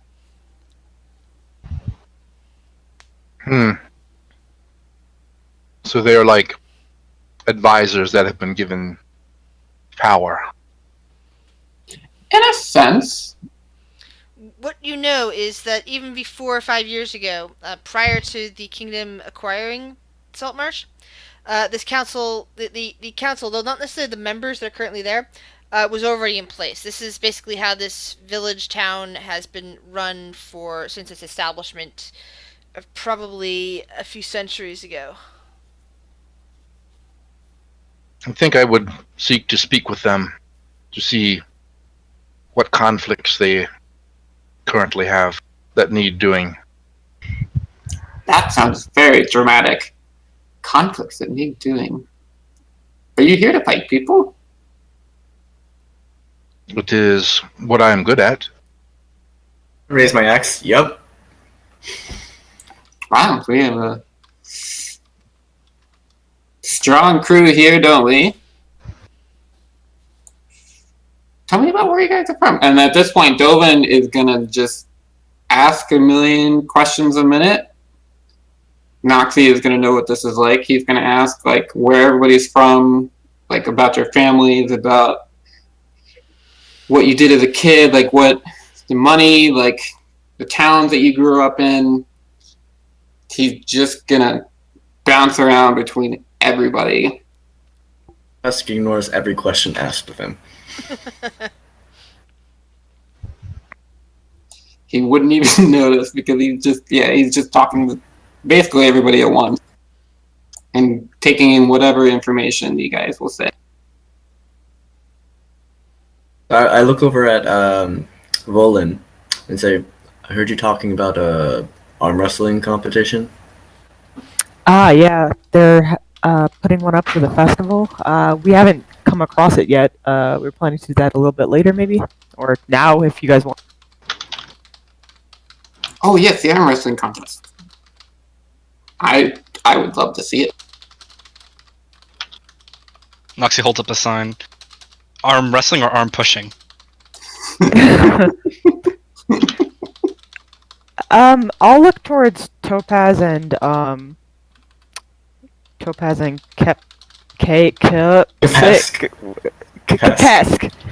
I'll say you two mentioned that you like to fight. You any strong? People say I am, but relative. Topaz shrugs. Raw strength is not my manner of fighting. That's fair. Did you guys want to do that now, or did you want to explore more? Drink some. Smiles. Sure. He sits down across from Volan wherever she is.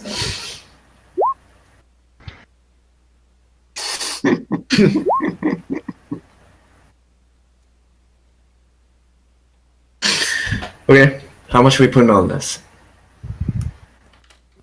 Don't waste your gold on me. Oh, don't be silly.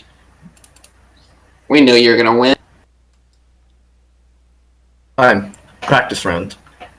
I put my hand up, ready for the arm wrestle. What? Oh, you two are arm wrestling. Oh. All right. So is this the pulling or the pushing? And here is how this works. Both of you will roll a strength saving throw. Can we throw? Alright. Ooh. Oh, that was So, close. That was close. So right out of the gate, Volan begins to push push the lizard man's arm partway down. We're just going to start calling you Kep. Kep. Okay. Kep That's cool. Coop's arm halfway down. It's like she's straining, you're straining back. Next strength saving throws for both of you, please. Nope! Why? What's with all the low rolls? Your arm is starting to feel pain as Volan just pushes it down. You're nearly touching the touching the table with the back of your hand. One more time, guys. Something higher than a 2? Nope. Your That arm, is 3 your low hand rolls. your hand just touches Wow. back, and Volan is just like holding it there. I'm I'm not even that much weaker than you. I just got 1, 2, 2. I'm gonna let my Dovan tusk show and give a big. Collapse wonderfully. Lobu's jumping up and down in the air and being like, I knew I backed the right pony. Let's go win this thing. I got some money to I pat Volan's arms like, nice. I like you. You're strong yourself. You should participate. Why not? Little coin. Okay. So I stand up and return my brandy, finish it off, and then place the mug back on the table for the bartender. Constitution saving throw for me, please. Got it. Yeah, you're Good. fine. The brandy is excellent. It doesn't impair you whatsoever. I am not a lightweight. Yep. I'm a sailor. Yeah, how many of you have the sailor background? I have marine, which is Yeah, I have that too. close. The one from the I'm Ghost of Saltmarsh. I have urchin. Far traveler. Yeah. Alright, so you guys have finished your drinks. You're heading back out into the rest of the festival. There are people up and down down the street, and it looks like there is an arm wrestling contest going on at the far end. Look at Volan. Is there any bets going on? Like anywhere there's clearly bets? Yeah, there appears to be several people laying out odds nearby, like watching the proceedings. You in fact even see one of the other half-orcs that you'd seen earlier wandering around.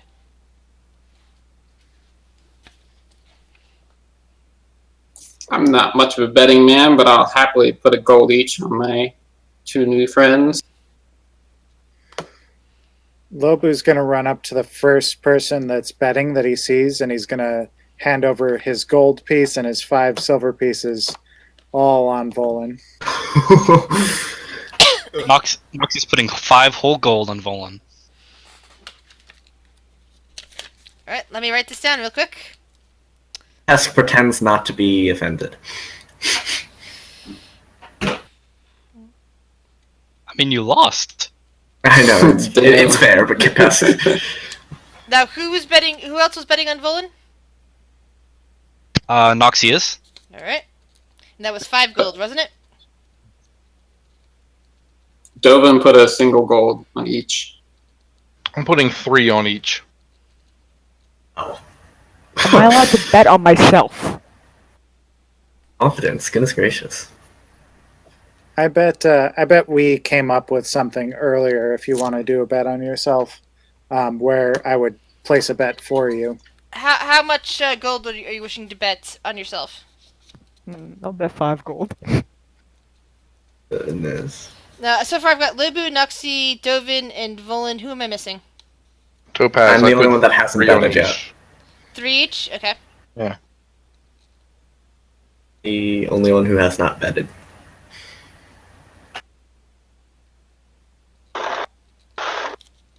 And Kep. Lobu, Are you Kep, are you betting on anybody?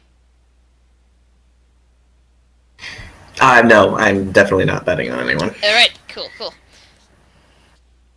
Lobu is then going to use Bardic Inspiration on Volan. Nice. So, Volan, you know what to do with Bardic Inspiration, right? No, sorry. You mark it on your sheet, and then for one roll, you can add a d6 to it. Oh, very nice. Yeah, it comes in very useful. So, you get down, you see a couple other people there waiting, and you see a human, just a human male, just kind of nondescript, kind of like dark hair, dark eyes, just kind of saying, "Okay, everybody, looks like there's some nice betting going on, apparently. Who here is signing up to arm wrestle today?" And you see a couple hands going up, including that of a dwarf. And a human who appears to be missing a leg. But he walks on his hands now, and he can really kick your ass. No, he's clearly got a peg leg, and he's wearing what looks like guard armor. So he and this dwarven woman. He's clearly taken the power of his leg. Yeah. I You see him and this dwarven woman are both signing up.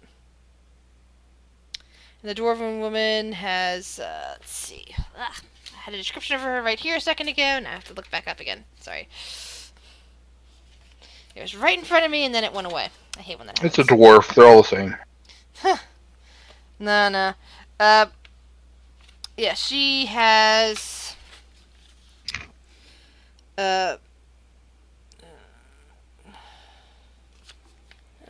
Where's that? I hate when that happens.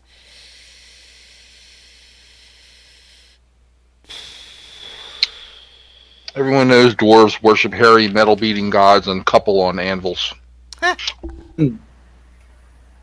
That's what they say under the sea. It must be true. Of course. I've heard that. Yeah, so you just basically see a small dwarven, a very compact dwarven woman, who's also signed up, and she looks, rather severe, like she's prepared to do anything to win this contest. So Emily and Volan and Kep, I would like each of you to roll a 1d4. Sure. I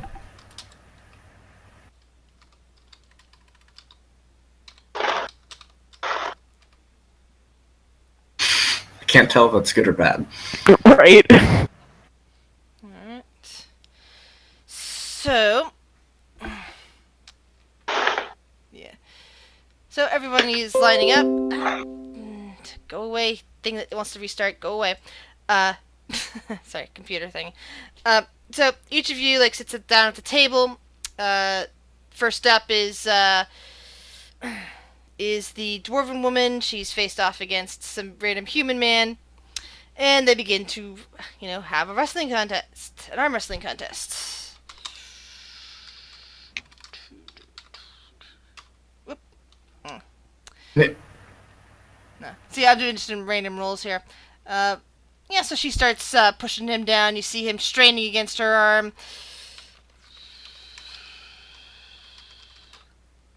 But then he comes rallying back and is like, ah, ah, pushing her arm back, and you see the crowd just starting to go on it. And then he pushes it further. But then she manages to hold him back. She's got sweat pouring down the sides of her face. And then she starts pushing him back, and he's straining. Ah! Looks like he's starting to give up. He's like, this round is getting really intense here, guys. Ah! But then suddenly he rallies. He manages to push her hand back all the way back down. And like there's some boos coming from the dwarves nearby, and some more cheers from the humans. They're like clapping. You hear the dwarves saying, it's okay, boss. You'll beat him again. You'll beat him again next time. He just happened to have luck on his side." And he's like, fine. And she gets up from the table and he's cheering, yeah. And let's see. Next up is the human with the peg leg. So he sits down, and there's a rather beefy-looking woman who's across from him. She grins. He's like, "I'm gonna take you down, old man." And he says, "We'll see." Immediately he starts off, and he's getting the upper hand on this. Doesn't look like he needs his leg for anything useful on an arm wrestling competition, after all. That's the only thing that seems to be wrong with him. But then she, Sacrifices. pushes his hand back and goes, yeah. See, you're an old man. I've been working in the mines alongside the dwarves, and I'm getting pretty strong. Yep. I was like, he's straining now. He's very much straining. And she just has a grin determination on her face. But he rallies. He comes back and says, I can teach you a few thing or two, young lady. And then they hold it there for a minute, sweat just pouring off the both of them. And finally he manages to get the upper hand and pushes her hand down, and it's like, yeah! Age will age will prevail. And the cheers Dovan cheered very loudly. It's like, "You got this, Captain!" And she kind of the woman kind of stands up and kind of nods to him and, goes off at that point.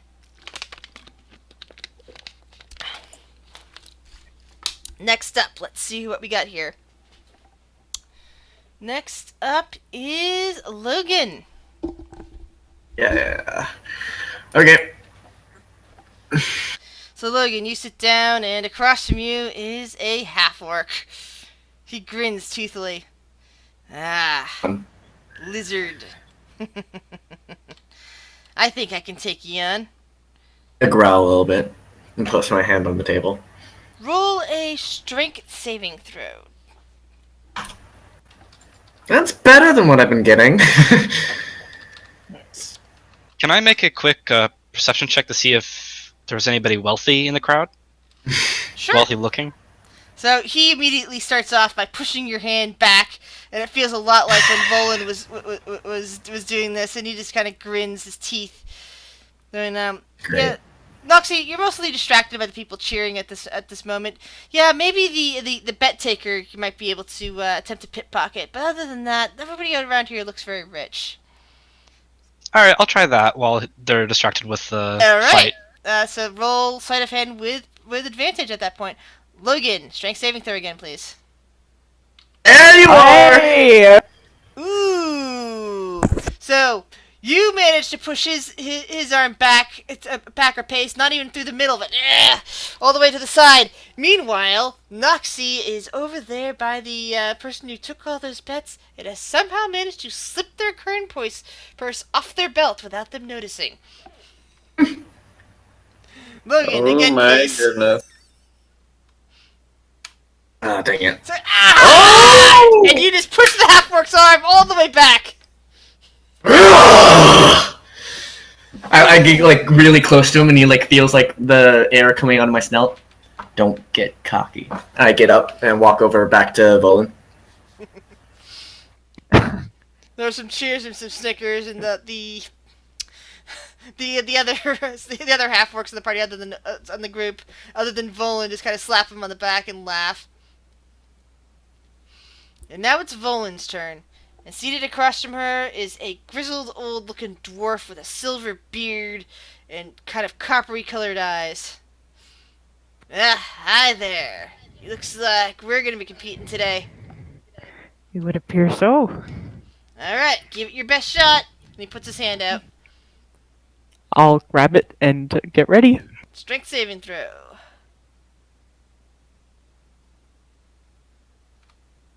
Oh, so immediately, right out the gate, you just start pushing his arm back, and you see sweat popping up on his brow already. He's like, you're definitely a strong one, but yeah, I think I got this. He's saying very cockily.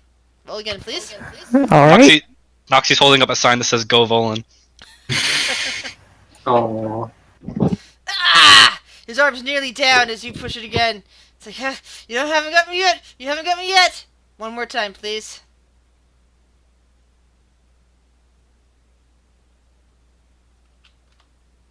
Ooh! And down his hand goes. Yeah. I mean, Very strong. you're not too bad yourself. As convincingly as I can say. Brutal. Lobu's gonna immediately run to the bet taker and be like, "Money, please." It comes in at the end. You have to win the tournament to win the money. Oh, what? There's not going to be any money. The goblin's going to have it all. Which is very good. Noxie darts right nervously as he sees Lobu wanting the money. So, please roll, both of you, 1d2. Alright.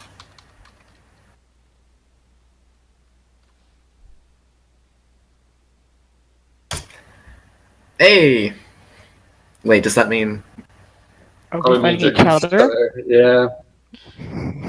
Yeah. Yeah, so the other two sit down and start competing.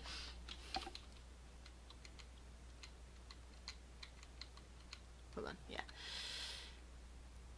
I'm gonna make a couple quick rolls here. And yeah, who did I say? The guard captain comes out on top, and he just like stands up and starts cheering. Yeah! And he just kind of taps his wooden peg leg on the ground. Meanwhile, you two are now faced off against each other. Hold on, I'm gonna do something for myself.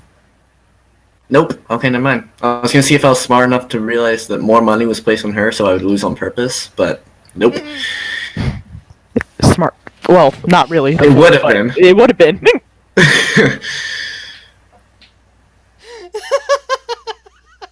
Oh god.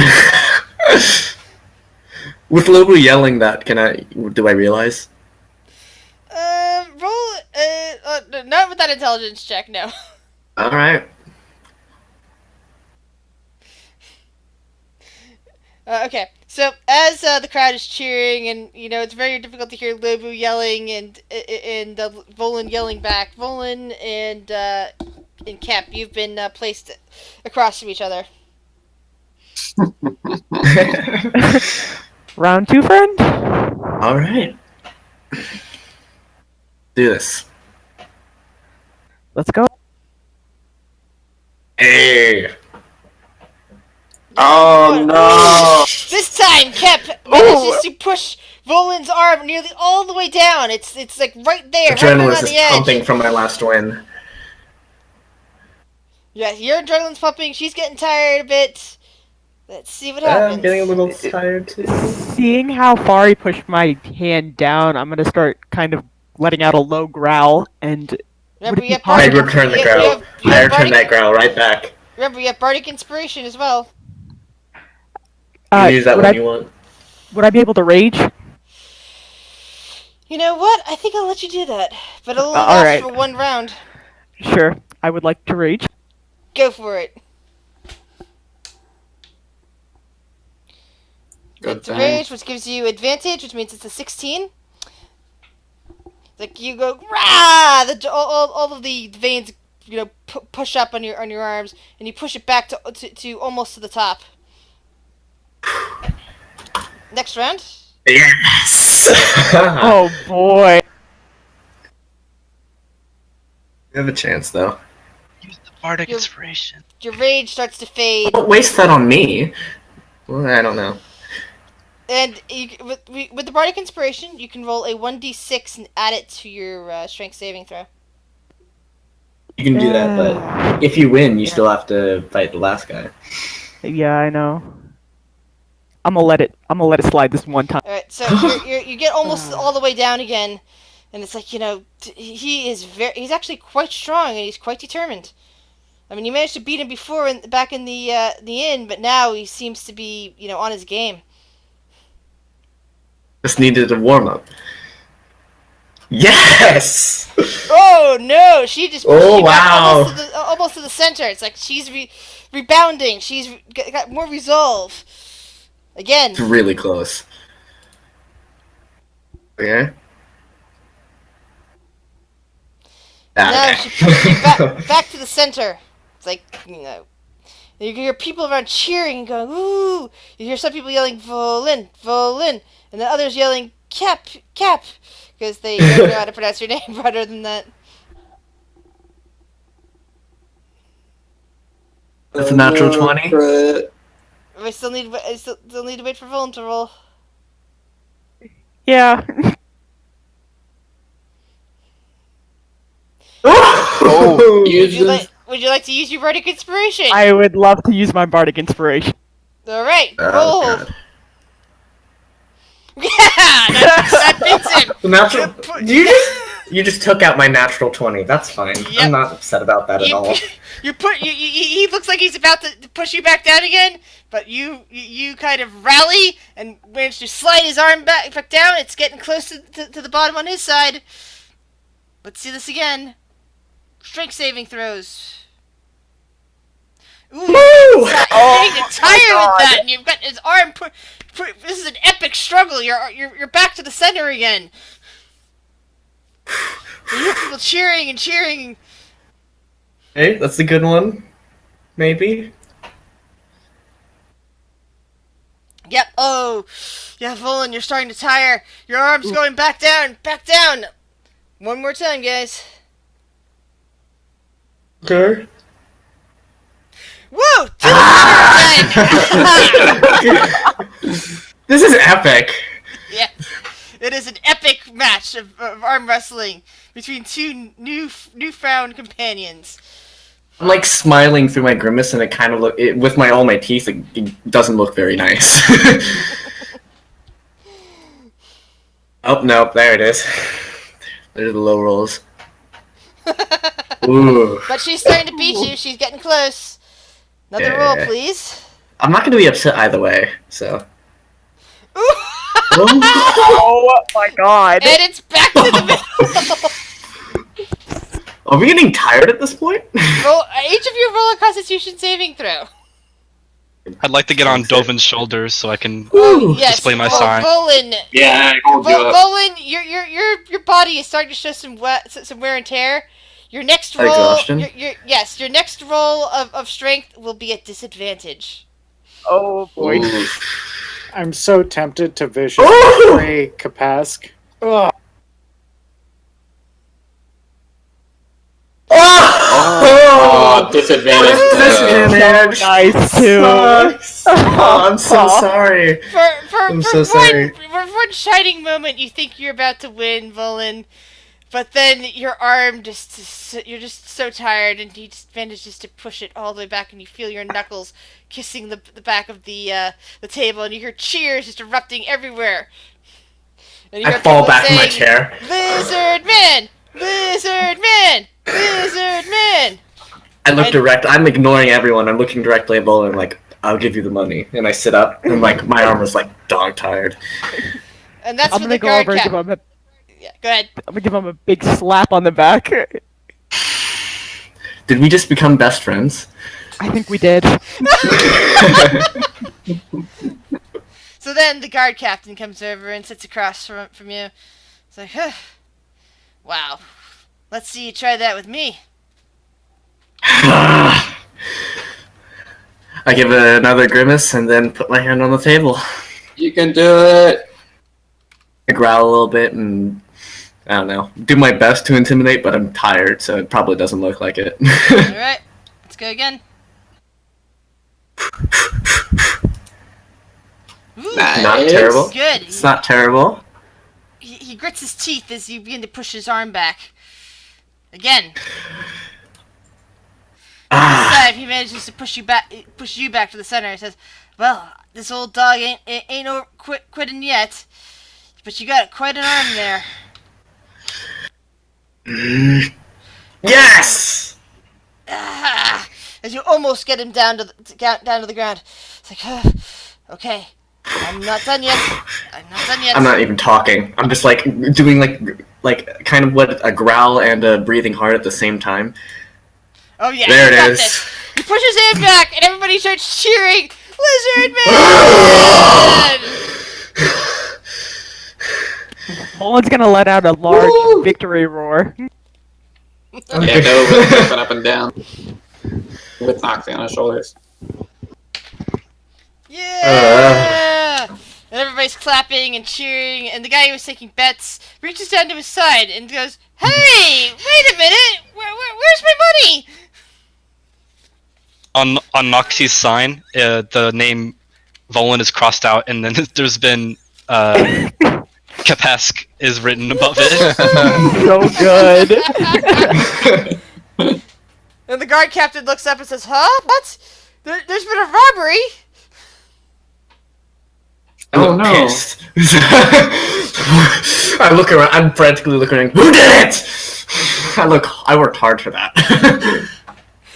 I look over at the guy and say, "Bets were made in good faith." But my money's been stolen, and he just kind of the half orc just kind of gestures down to his side. See, my money pouch is gone.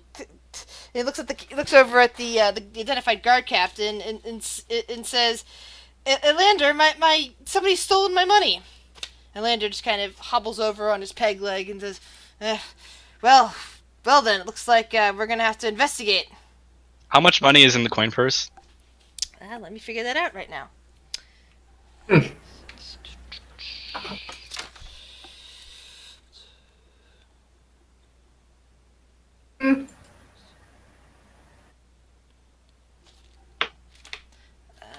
There is a total of 40 gold, which also includes silver and some coppers, but 40 gold worth of coinage in there. I do want to divvy out the winnings to the party members.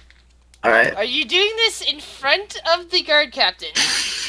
No, I am slipping them the money. Right, roll sleight of hand then.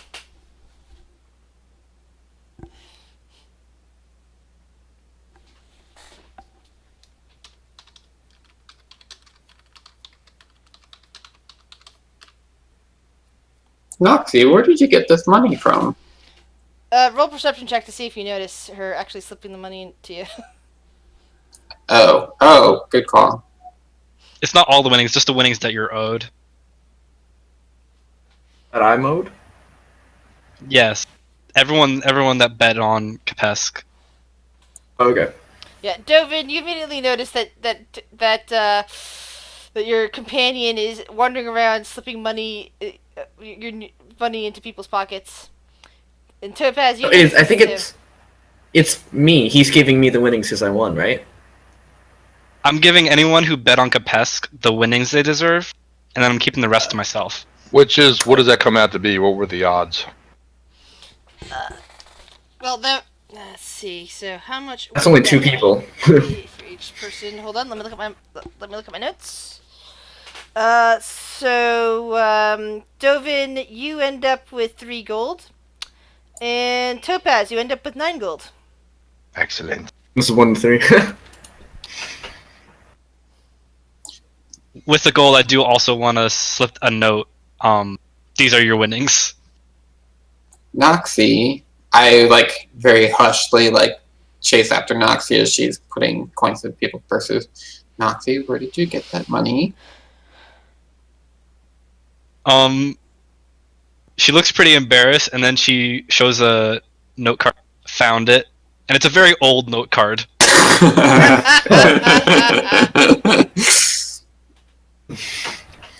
Do I believe her? Roll an insight check.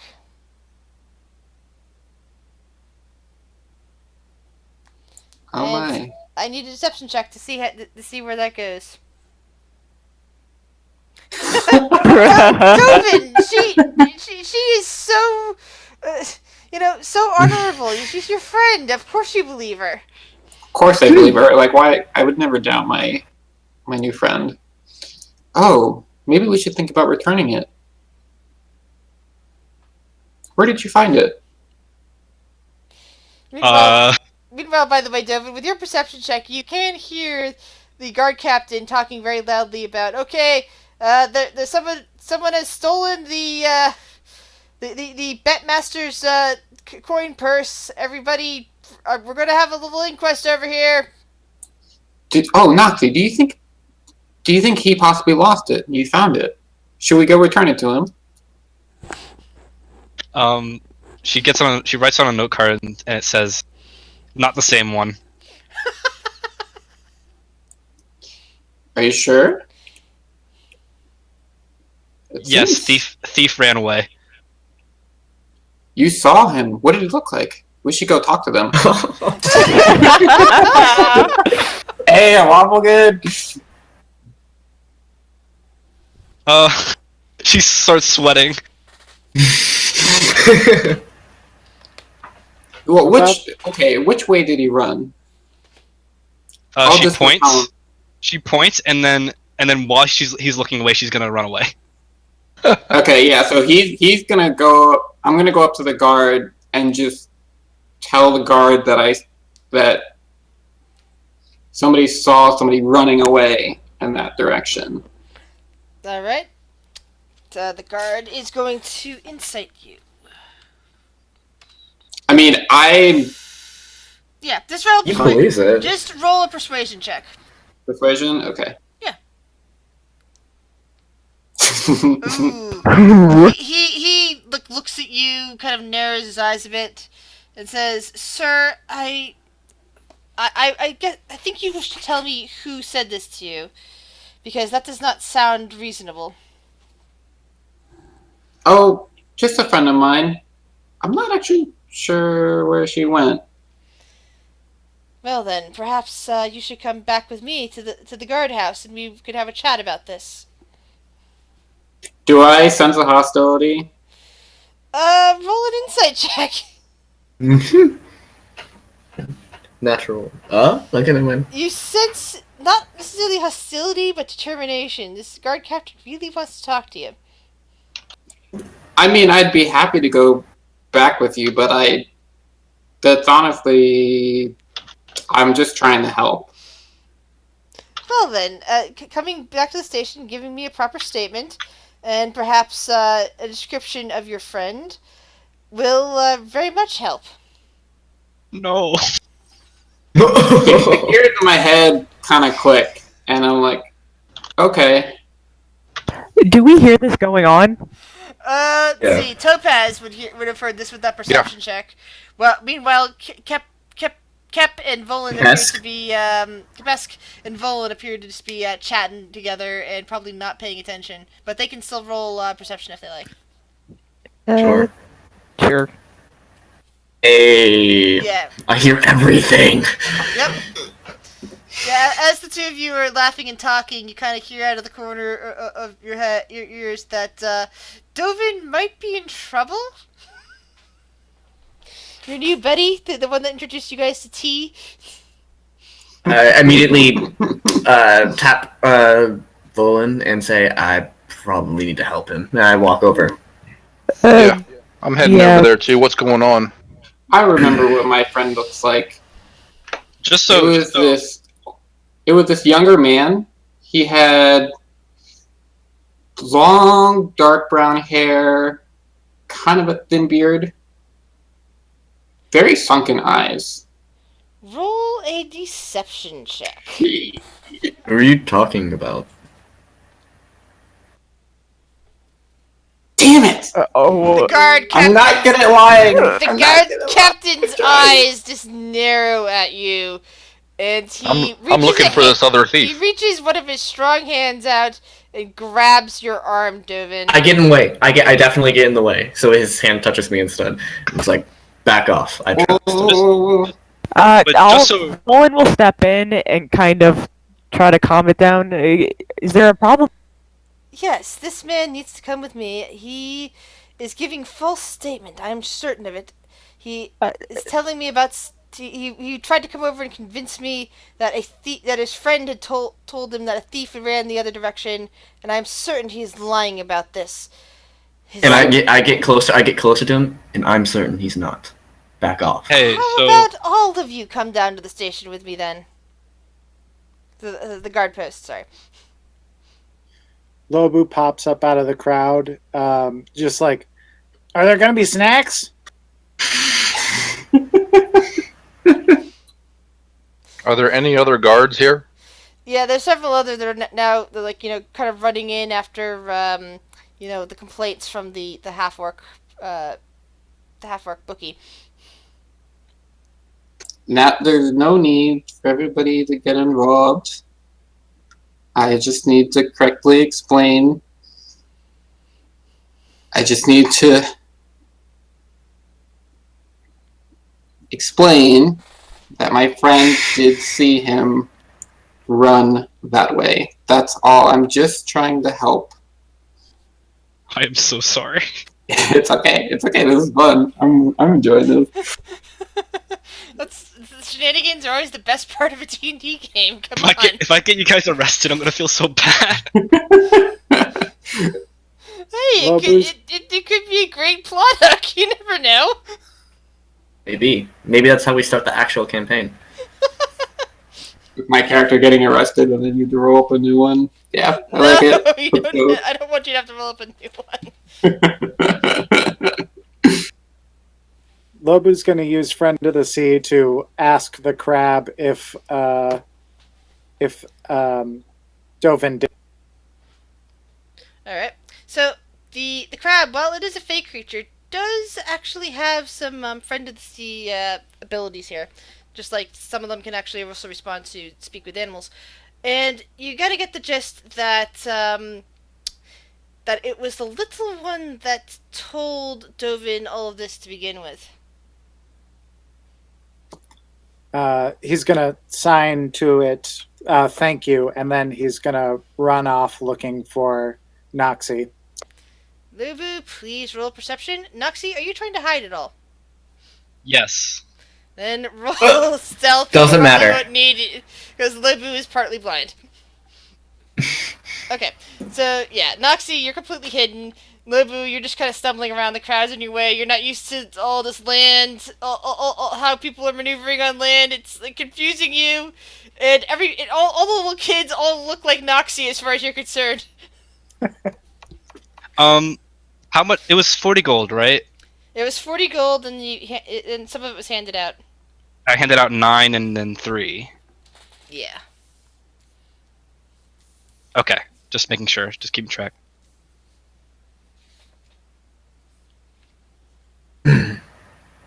So what are the guards doing now? The guards are kind of surrounding the rest of your party as Lobu is there. Who's getting in the way, and who is anyone not helping out Dovin at the moment? I mean, Topaz, Kep, and Volan. I was just kind of standing to one side a little bit and waiting Okay. to see how this pans out. I wasn't going to throw down yet. So I'm definitely like in between the guard and Dovin, okay. growling a little. I'm Yeah. going to get in front of Kapesk in an effort to try to calm down the tension. He looks pissed. Every, Like, it's everybody. Dovin looks like kind of distraught because he feels like a fucking idiot. I apologize. I've had a bit of a senior moment. Somebody was clearly playing a joke, and I fell for it. I'm very sorry. Roll. I'm gonna go with straight charisma on that one.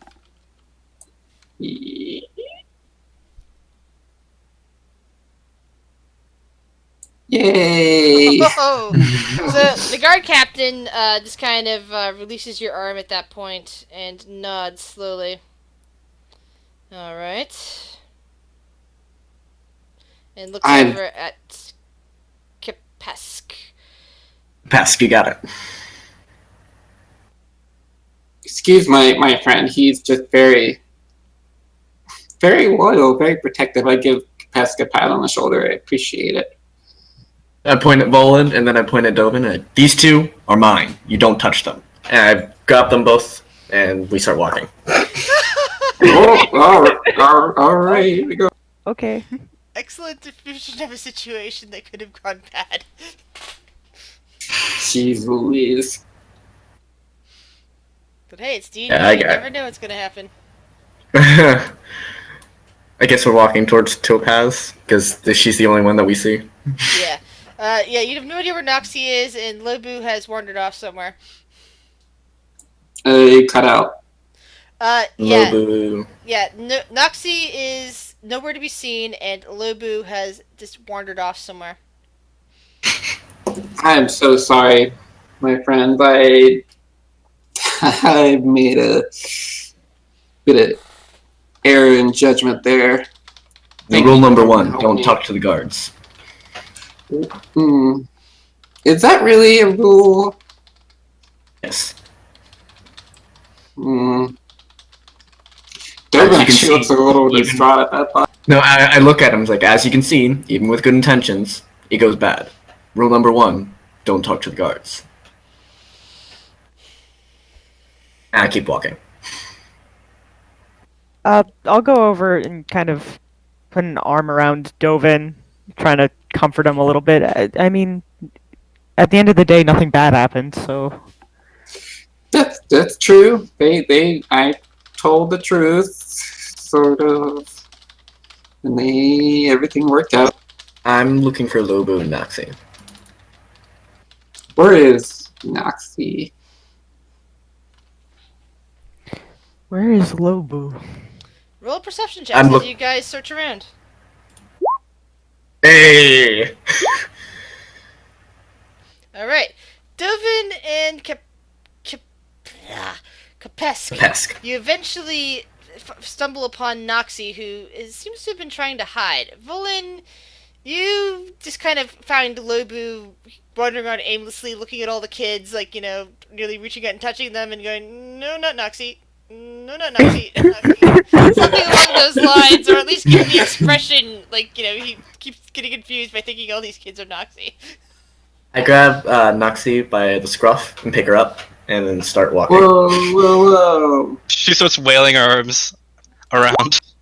Nope, you have no rights. I walk back to the rest of the group with Noxie flailing in my hand. Put her down. Put her down. I put her down right in front of Dovin. Are you okay? She doesn't even look at Dovin. She just kind of angrily. I didn't. I just grabbed you like by your clothes. I didn't hurt you at all. Yeah. Yeah, I look angrily back at you. You started this. You have no right to be angry. Now, she didn't mean this to happen. And I kind of fix the clothes on the scruff of your neck.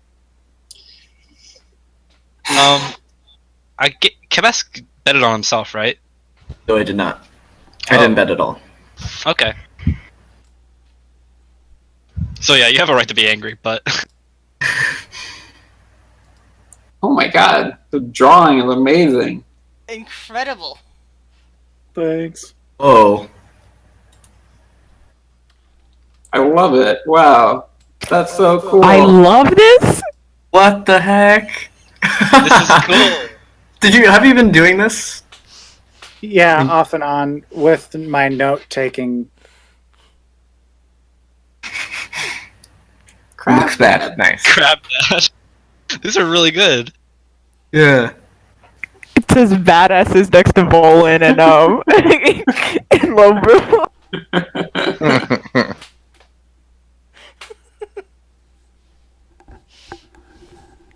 That is just Actually, incredible.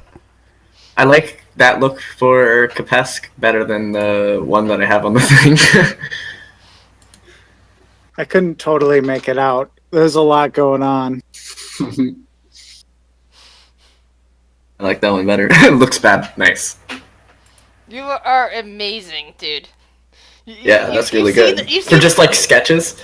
you've seen the tiny little sketches that I do, and even the ones with that I put color on. They are nothing compared to what you just did. Yeah, these are really good. Thanks, man. Nice. Okay.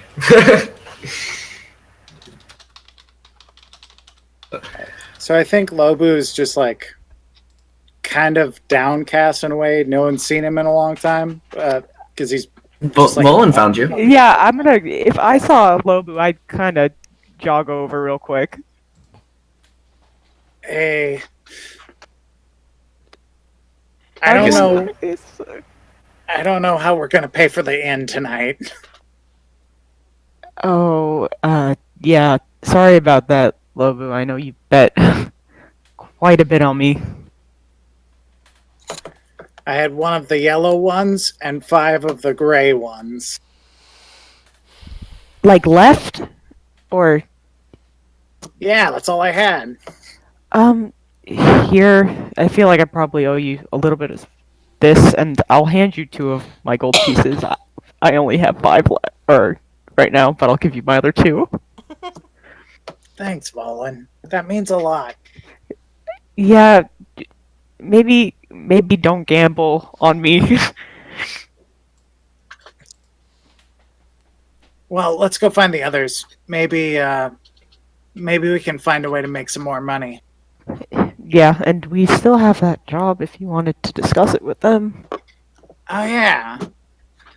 Let's figure out what that job was and then convince them all to help us with. These guys are kind of growing on me. They're quirky in their own way, I think, and it could be interesting.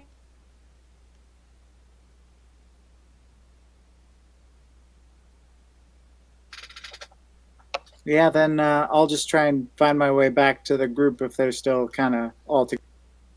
Yeah, I'm trying to talk to Nuxie, but I don't know if she's listening to me anymore. What are you saying? That what you did was stupid and reckless, and it almost got us in trouble. He is not listening. Yep. So are we going to speak to these counselors?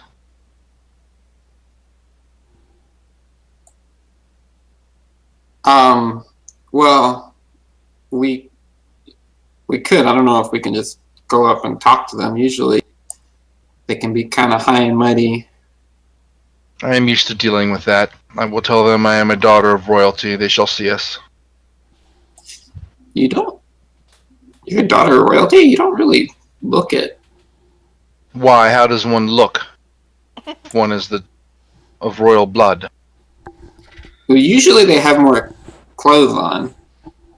Usually they are not from under the waves. Lobu's like, they look how brightly blue her skin is. Of course she's royal. I nod, enough. as though that's obvious. I look down at my scales. Noxie holds up a sign. Her name is Topaz. Of course, she's royalty. Point proven.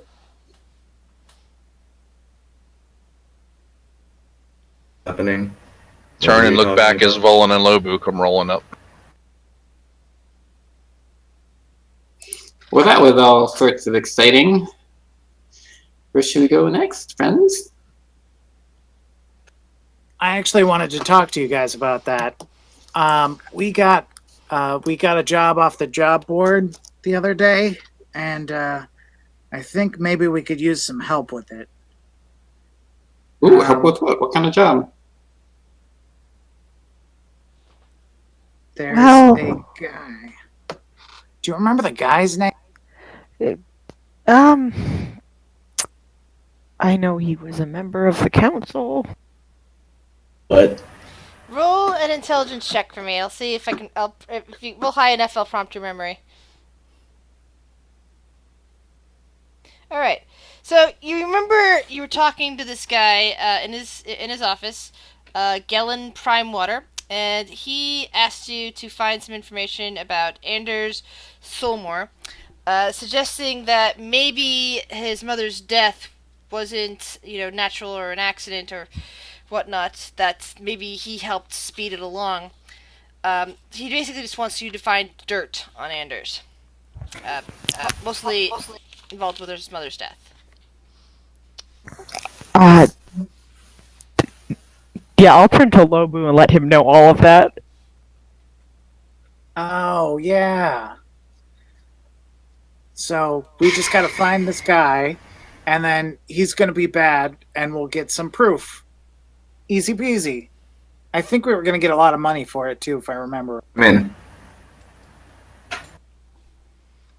I'm running a bit low on funds. What kind of... We're sure he's a bad person? It's more of a quest to find that out, I suppose, right, Lobu? Yeah, I'm starting to remember, too. I think the guy said he was involved with pirates or something unsavory. Sounds like a challenge. I'm in. And besides, you get to know more about that, one of the council members. You wanted to speak to them? Yes. Might work out. What do you think, Noxie? Should we help out our new friends? Make them money? So She we nods. don't have to take from the guards? She nods her head.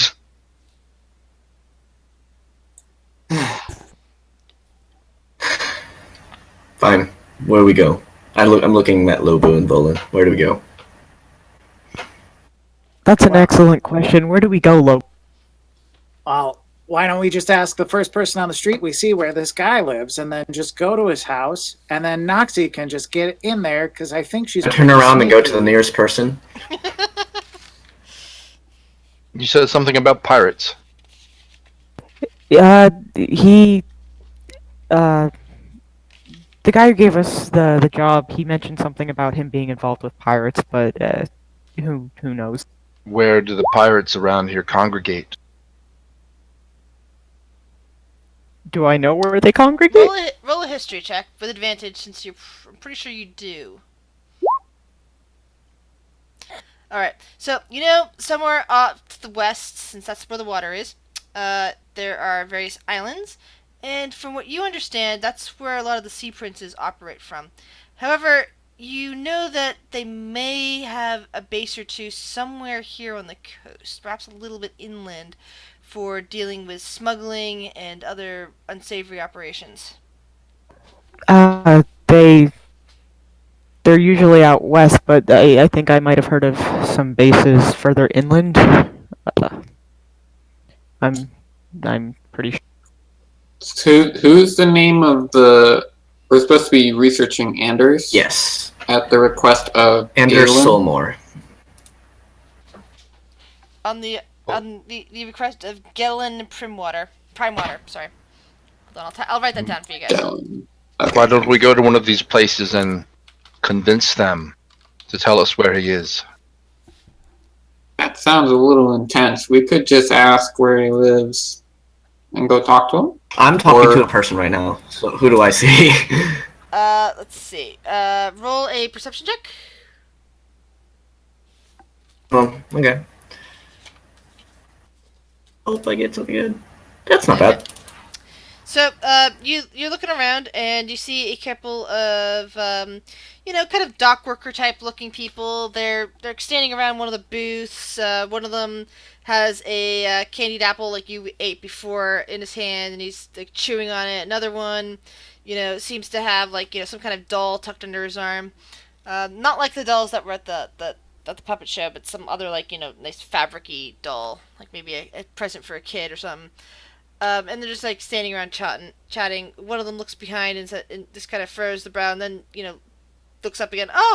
You're the one that they keep saying won the arm wrestling contest, aren't you? Yeah, I am. I have a question. Where's this Anders person? Anders? Are you mean Anders Solmar? Sure. Well, he's got one of the bigger houses in town, and he kind of rattles off some directions.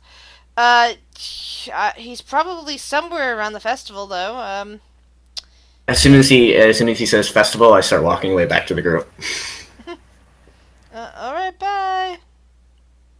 I get to the group and I rattle off the directions that the guy gave me. Did you guys want to maybe head that way now, or Go. I mean, Well, if we're trying to prove that somebody did something bad, specifically kill somebody's mother, was that the? Well, that was one of the suspicions that the merchant guy put on you, saying that maybe Anders had something to do with his mother's death. He hinted at it, he suggested it, and said that's the kind of dirt he's looking for. So You know maybe why we need a motive, and we need proof. that is very sophisticated of you. Yes, if we want to prove that he had something to do with that, we should look for reasons why. First, we need a motive. I look over at Bolin and Lobu and say, why would the person want to kill the mom? Big shrug. if I see him shrug, I shrug too. Inheritance. Have you said the name of the merchant to us? Gallon Gallon. Prime Water? Yeah, Gallon Perimeter. Do I know who he is in my travels? Roll a history check. 'Cause I'm great at intelligence. Nope. Never heard that name before in your life. You have no idea who he is. Alright. Well, if we don't know a motive, then we at least need to find proof of something shady. If we can't prove that he murdered someone, if we find something else, guards can find other things. And I start walking in the directions that the guy gave me. Okay. Well, what are we looking for? Documents, maybe? We're just gonna break into his house. Okay. I mean, Oh you're free to wait outside, I guess. no. Okay, I'm just making sure we're on the same page, I guess. I mean, don't think of it as breaking in. Think of it as gathering evidence for someone who's murdered their own mother. Right. Professor's already gone. I got confused with the tokens for a bit. I thought your crab had more health than you, Dovin. Think of it as an inquisitive visit. Yep. I'm just So wondering. what do I see? Alright, you're heading up the street. Roll a perception check. Again. I know where the house is, so yeah, along the way, I guess. That's what I'm saying. It's like, you're looking at the Hey. people. You see a couple guards walking back and forth on patrol. Like, they give you a few curious looks, but they don't hassle you. lizard folk aren't. It's not like lizard folk are what overly rare here. Not this far.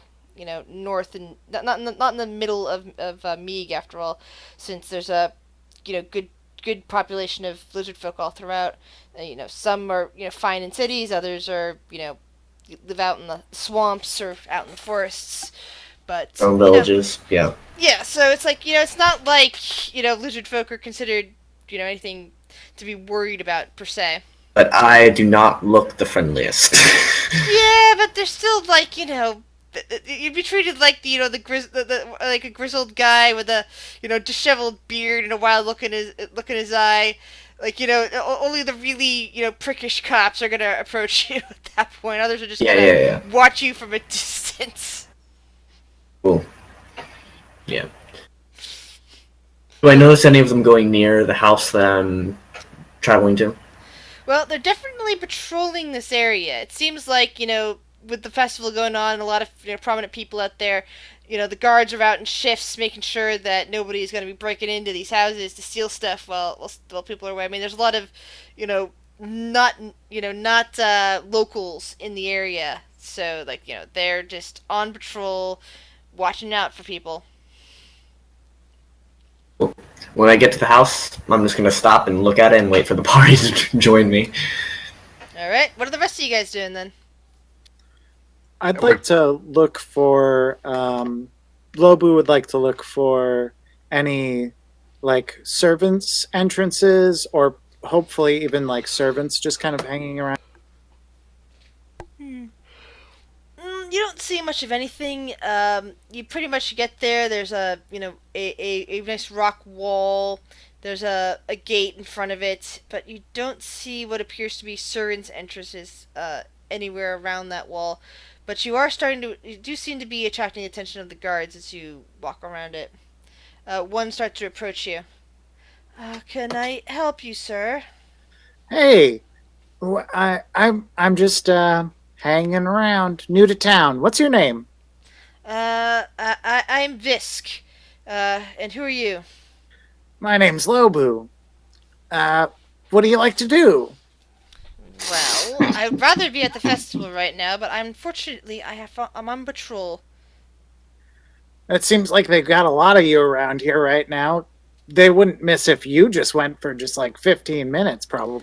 Well, I'm here because there's inquisitive folks like yourself wandering up and down here, and some of you might be trying to be up to something, so I have to make sure that none of these places are broken into while the festival's going on.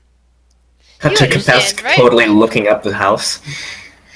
I totally get it, man. I think it's just such a shame. Roll a persuasion check. Roll persuasion. Ooh. Yeah, he just kind of looks down, looks at you and shakes his head. It's like, sir, you should really be about your business. I mean, turn around, go back that way, maybe head to the festival if you're new in town. Try your luck at some of the games over there. Have yourself a candy apple. All right. You're right. You know what? You're right. This is kind of boring over here. I'll just go. And then he just runs for Volin. I don't think they're gonna. Does she see me looking up the house? He just Lobu was around a corner, and this is where he ran into a guard. So the guard is kind of heading, following slowly around to where Lobu is. So he will come into sight in a minute. What do the entrances look like again? Well, you basically got a nice gate in front of one of the ones that opens inward. Just separates it into two pieces and opens inward. And you guys are just kind of gathered around outside. There's a rock wall heading up, maybe about 10 feet tall. A few vines here and there. You see a couple pigeons just kind of staring down at you from up there. Is there a tree that is near or leans over the fence? No. It looks like this house is kind of in the middle of some other smaller houses, and there's no trees that you can see hanging around. Is there a chance to break away from the group without this guard noticing, or? Well, roll a stealth check. Oh, so is the group with me at the house? They followed you, and Topaz Oh, seems okay. to be very stealthy and has snuck away. You didn't even notice her moving. I'm gonna find a spot and work my way over that wall. Maybe with the help of some vines. All right, roll a perception check. So, you being very stealthy and somehow managing to blend in despite the nice blue color of your skin, perhaps you found a nice shadow where the blue actually works very well in. You manage to time it just right so that you wait until the guards have gone past and circled around, and even one has stopped in front of your friends and is saying, "Hey, come on, move along, head back to the festival, folks. Nothing to see here. Move along." But And these houses look so nice. and with that, Topaz, as they're distracting the guard, you can begin your ascent. Roll a athletics check. Okay. And you just Nice. parkour up the side of the wall and hang on to those vines and just launch yourself overboard and land. Roll an acrobatics check. And you land softly on your feet, still stealth, still in the shadow. The guard sees nothing. The What guard kind of a house is it? it looks like a decent sized manor house. Like one of those ones with various bedrooms, probably an office, probably servants' quarters, and a nice big kitchen. Windows? Yeah, there are various windows on the outside. I'll be sidling up and stick in the shadows and take a look in some of the windows. Are there any houses nearby the wall? There's there's the road, and then there's more houses. Basically, the road circles around the wall.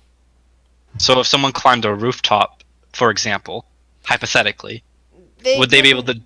Not easily, no, because there's still a road in the way. All right, I will stealth and find a way in. Okay. I'm going to go behind the house where Noxie went up and try and do the same thing. Are you stealthing? Is anybody looking at me? The guard appears to be distracted by whoever's still in front of the house. It doesn't notice Noxie slip away. I'm not climbing up a house. I'm finding a way through the wall, because I'm still outside of the wall. Yeah, that's what I meant by Can that. Sorry. Do I notice my party suddenly dwindling down to like 3 Roll- people? Suddenly it's just you. What the hell? Roll a perception check. Yeah, I'll be. You notice that Noxie and both Noxie and Topaz are both missing. I'm going to then just do my best to be as distracting as possible without getting arrested. Yeah, I'm gonna help Lulu with that. What actions would you like to perform in order to accomplish this? I would like to try and put on. It's like half a story, half a song, and it's like I'm trying to retell the puppet show I kind of caught out of the corner of my eye earlier. So it's a really bizarre version of the Curse of Strahd. I'm gonna be like a groupie. Cool. Then roll a performance check for me, please. Ooh, I'm not actually very good at this. All right. So the guard just stands there, watches as he folds his arms, and just kind of listens to the story. Meanwhile, Topaz, you're looking in a window. Everything seems dark inside, clear. Yep. Roll a 1d4 for me, please. 1d4. All right. If I find a way in, I'll go in through a window. All right. This particular window you're in, it's all dark in there, but the curtains are drawn. Dark, so you have dark vision, or? You have dark vision? Mm-hmm. Right. You can see a tiny slat between the curtains, and it looks like there's a small but comfortable bedroom in there. Like maybe an upper end servant, possibly a butler type. Right. Test the window and see if it can be opened. All right, roll me a strength check. Ooh, I don't want to force it. I mean, if it doesn't look like it's gonna go, I'm not gonna break it. Okay. Understood. You still want me to make the roll? that would be still useful. This to see like if it actually goes up or not. It might be it sticks. It's just I'm not gonna say you're breaking it or anything like that. Is this a save or an ability check? Ability check. All right. You push on the window a bit, and you feel that it has a little give. That it wasn't locked, or at least it's locked improperly, and you're able to get it up. All right. I'll slide in. And you're in a small but comfortably appointed bedroom. There is a nice bed with some fine things on it. Of course, that you being a sea dweller, maybe you're not too aware of that. But you see a desk, you see a lamp of sorts, you see a small dressing table off to one side with a bowl of water on it. Okay. I guess I'm going over and looking around through the desk. I'm not sure what I'm looking for. Roll an investigation check. I'm looking for the big note that says, "Yes, I did it." You get onto the desk and you begin looking at the paperwork, and it appears to be the paperwork of a man named Skirin Wavechaser. You don't know anything about it, but from what you can gather from reading over some of the things on the desk, it appears to be the butler of the house. That could prove useful. Is he writing of any goings on in the house? Mostly just a reminder of now that Anders is a council member, that these things need to be taken care of quickly. Pretty much little notes to up the to remind the household staff of this and that, to remember that honor the memory of his mother, blah blah blah. Basically just little things like that. Nothing that seems too important, but there is nothing incriminating then. Right. All right. After a minute of that, I'll leave that room and start working my way through other parts. I'm looking for what might be his room. All right. Given that there's a second floor here, roll an intelligence check, actually. Weak point. Let's see. Oh. Yeah. Okay. Okay, so, yeah, normally, if you're freeing from under the water, your houses or homes don't tend to be built in the same way that land dwellers are. However, you've spent a little time recently studying them, and have come to the understanding that the more important you are or feel, the more likely you are to be in an upper level floor for sleeping quarters, which is kind of strange considering it's harder to get out of the place if something happens. Yeah, it makes completely no sense to me. But it's something you've picked up as an odd quirk for land dwellers. And so you get the impression that most likely that this man Anders probably lives on the second floor. All right, then. I'll work my way up. And there doesn't appear to be anybody else in here, does there? No, it looks like everybody might be out at the festival at this time of day. Okay. Do I at any point am I able to look out and see the rest of the group out on the street? Roll a perception check. No, it looks like every curtain is drawn, and again, you being from That's under the fine. sea, well, you've learned some quirks about humans. It's the windows thing is still strange, so you're forgetting about the curtains. Yeah, I'm completely clueless on this stuff. All right, so I'll head up the stairs and start looking through those rooms. I'm starting to figure out, the most opulent room is probably the one. Yeah. Yeah. So, meanwhile, outside, Noxie, what do you wish to do? I'm trying to find a way to scale the wall, and then try to get inside the house. All right. How would you like to scale the wall? You see various vines and such growing. I'm with Noxie, by the way, just so you know. What? I'm sorry. Can you repeat that? Kapask is with Noxie. He's looking too. Okay. I hold up a sign. I thought Kapask was with Lobu. No, that was Dovin, I think. Okay, Yeah, Dovin's with them. All right. I hold up a sign to Kapesk.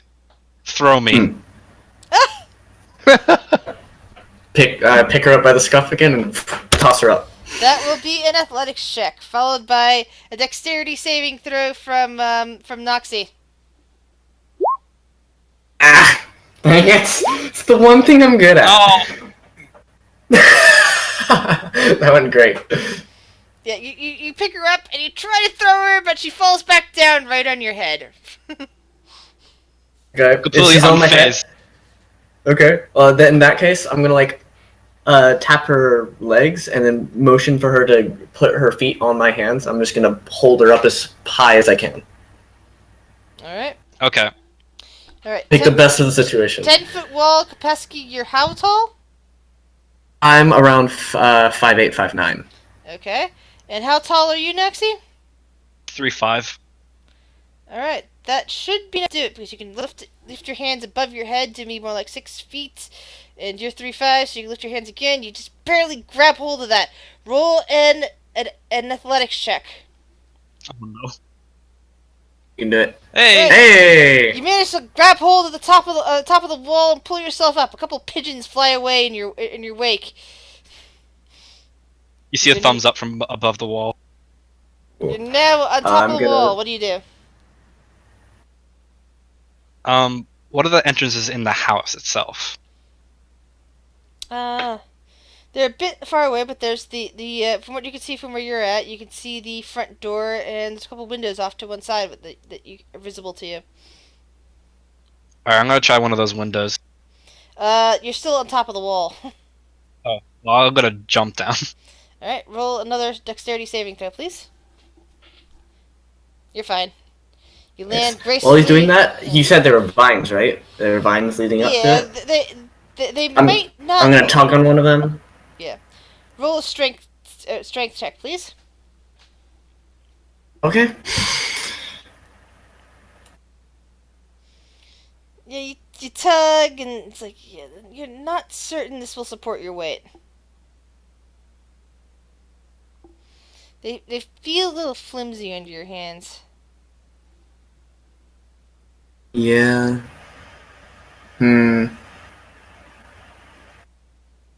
You can go back to Noxie. I'm gonna think for a sec. Okay. First off, I need another performance check from Lobu to see how well his distraction's going. Can I give him advantage since I'm like cheering him on? Yeah. If you have help, then yes, you can definitely have the other advantage, which is good because that's a 17. Woo! And All he's right. like, and then the man who drank the blood jumped off the building. Oh And- my god! And the guard's like, that doesn't sound like the way the story went. Meanwhile, Nuxie! Yep. What do you wish to do? Do you wish to go around the outside of the building first, or are you just trying to get into a window, in the door? What are you trying to do? Just trying to get into the window. Parkour my way up. Oh, so you're going up to a second floor? Yep.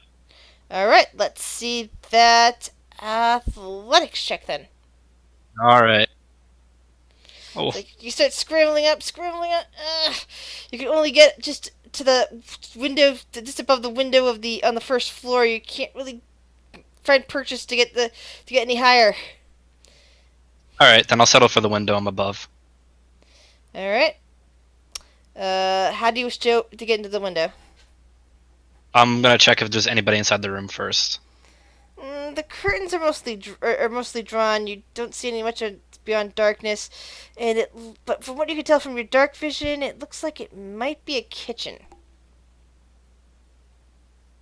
Ooh, okay. Is the window locked?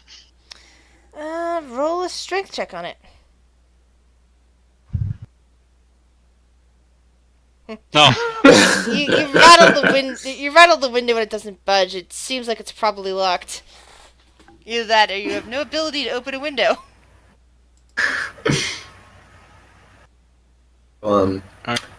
I'm dumb. Hold on. I have natural climbing speed because of my claws. Ooh. So I'm gonna start climbing up the wall then. Yeah, so you scramble up the wall and you get down there just as Noxie fails to do anything to the window that she's currently standing almost on top of. And I'm not jumping down, I'm climbing back down, so I don't have to make a check. And I'm gonna walk over to Noxie, who's having trouble. I point at the window, and then my sign says "Help." I'm gonna try and open it All right, strength check. quietly. Nope. Nope, it's definitely locked. Even you, the amazing winner of the arm wrestling contest, could not get it open. Locked. All right, I'm gonna circle the building, look for a back door, maybe. I'm following her and like staying low, just in case, like below the windows. All right, roll perception check. Nope. All right. Low rolls, low rolls. As you guys wander around, eventually you spot the open window that that Topaz used to get in. Oh. By that point, Hippity hopping through there. by that point, she's already left and is on her way to upstairs. Yeah, I'm climbing in. You find yourself Quietly. in a small but nicely appointed bedroom. There is a bed with some fine quality, but not ultra fine quality, fabrics on it. There is a lovely little desk with some paperwork. There is Look at the paperwork. nice vanity. It seems to be from this guy, written by this guy Skirin Wave Chaser, who appears to be the butler here at this house. Is that it? Is that the only paper on there? That's what's on top of the desk. At any rate, you may roll an investigation check to check further for other things. There's also Intelligence is my. a dresser in Oh! this room, and as you go to check the desk, your foot catches on something. There is a floorboard that's somewhat loose. Oh, sweet. I try and wave down Noxie, like silently. I'm not making any noise. Not in the building. I point at the floorboard. All right. Noxie is going to investigate that Alright. floorboard. It Do you appears have to roll a be- check? Or No, because you're already getting it pointed out. It's Okay. definitely a loose floorboard. It looks like it could easily come up. Just needs a little bit of strength behind it. I'm gonna try and open it, I guess, as quietly as I can. All right, roll a strength check, please. Are you kidding? You- I'm still tired. Yeah, you strain, you strain a bit, and it creaks some as you pull it up, but you do get it up. It's just not as quietly as you would like. I'm still Inside, tired from the competition. inside, you see two vials with clear liquid, a small pouch, and what appears to be some kind of small notebook or diary. How viscous are the liquids like compared to water? It appears to be roll an nature check. I Okay. will do the same thing. So that's with advantage. You're staring at it, and it's definitely not water. It seems to be slightly heavier than that. It is clear, but it's definitely not water. Okay, I take them out, hand them to Noxie, and I pick up the diary. All right. I'm gonna pick up the pouch. Yeah, inside, you find what appears to be thieves' tools and a few gemstones. Ooh, You showed me the gemstones, or no? I did. As you're Oh, flipping, you do? as you're flipping through the diary, it is a bit odd. It's speaking. Roll a history check for me, actually, Logan. Oh god. See what you understand of What's it. with all the intelligence checks? Nope. Yeah, you have no idea what it's talking about. What does it say But- though? Because I can still read. I yeah, just don't you understand. could read, but it's a long diary, so it's like I don't have it. I'm not the sort of person that writes out an entire diary just in case you guys find it. I'll give you some highlights from what you can kind of gather. A lot of it seems to be day-to-day stuff. Some of it talks about this guy seemingly is bored with what he's doing, and appears to be actually watching Anders and is only pretending to serve him. Most damningly of all, you come to an entry referencing the death of Petra Solmar, the mother. And apparently this guy who's writing it is the one who caused it. And there's also some sort of weird reference to something called the Scarlet Brotherhood. And the last entry concerns Anders once again, saying that we need to get Anders in charge of the council or put him down if he doesn't cooperate with us. I don't know what it says. Noxie beckons to switch with the pouch. I hand her the diary and I'm taking the gems. What color are the gems? They appear to be red. How many are there? There's 5 of them. Cool. I'll pocket those for now, and I'm gonna watch Noxie read it and see if she can tell me anything. Alright. To make a history check? Yes. Nope.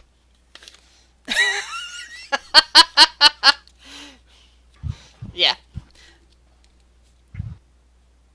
I whisper to her, "We can show this to Delvin. He's smart, right?" She thinks about it for a while, and then she nods her head, but reluctantly. Yeah, you don't know any more than Dovin did. Meanwhile, upstairs, Topaz. Yes. Eventually, you discover the bedroom, what you would think of as the potential bedroom for Anders.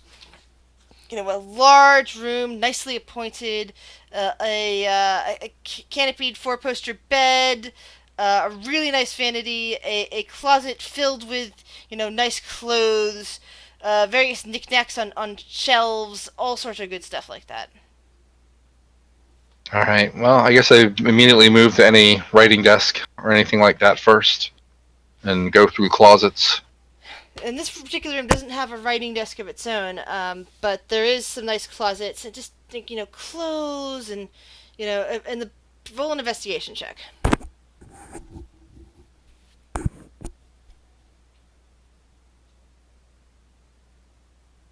Alright, so at the bottom of the closet, you do discover a safe with a combination lock. Built in or carryable? It looks like it's affixed to the floor. Not exactly built in, but it would probably take some doing to get it up. How about the floorboards to which it's attached? It's more like it's cemented to the, the bits of the wall and the floor as well. Like the floorboards maybe, but the wall is, more stone. Alright, I'll leave that for now. And move on. See if I find anything that might be Roll a a perception bit check. more direct. Alright. Any clues sitting around as to the combination cleverly nearby?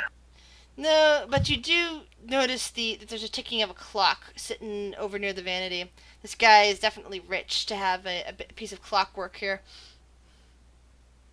I probably don't even know what that is. All you know for certain is that there's something going tick, tick, tick, tick, tick, tick, tick, tick, tick.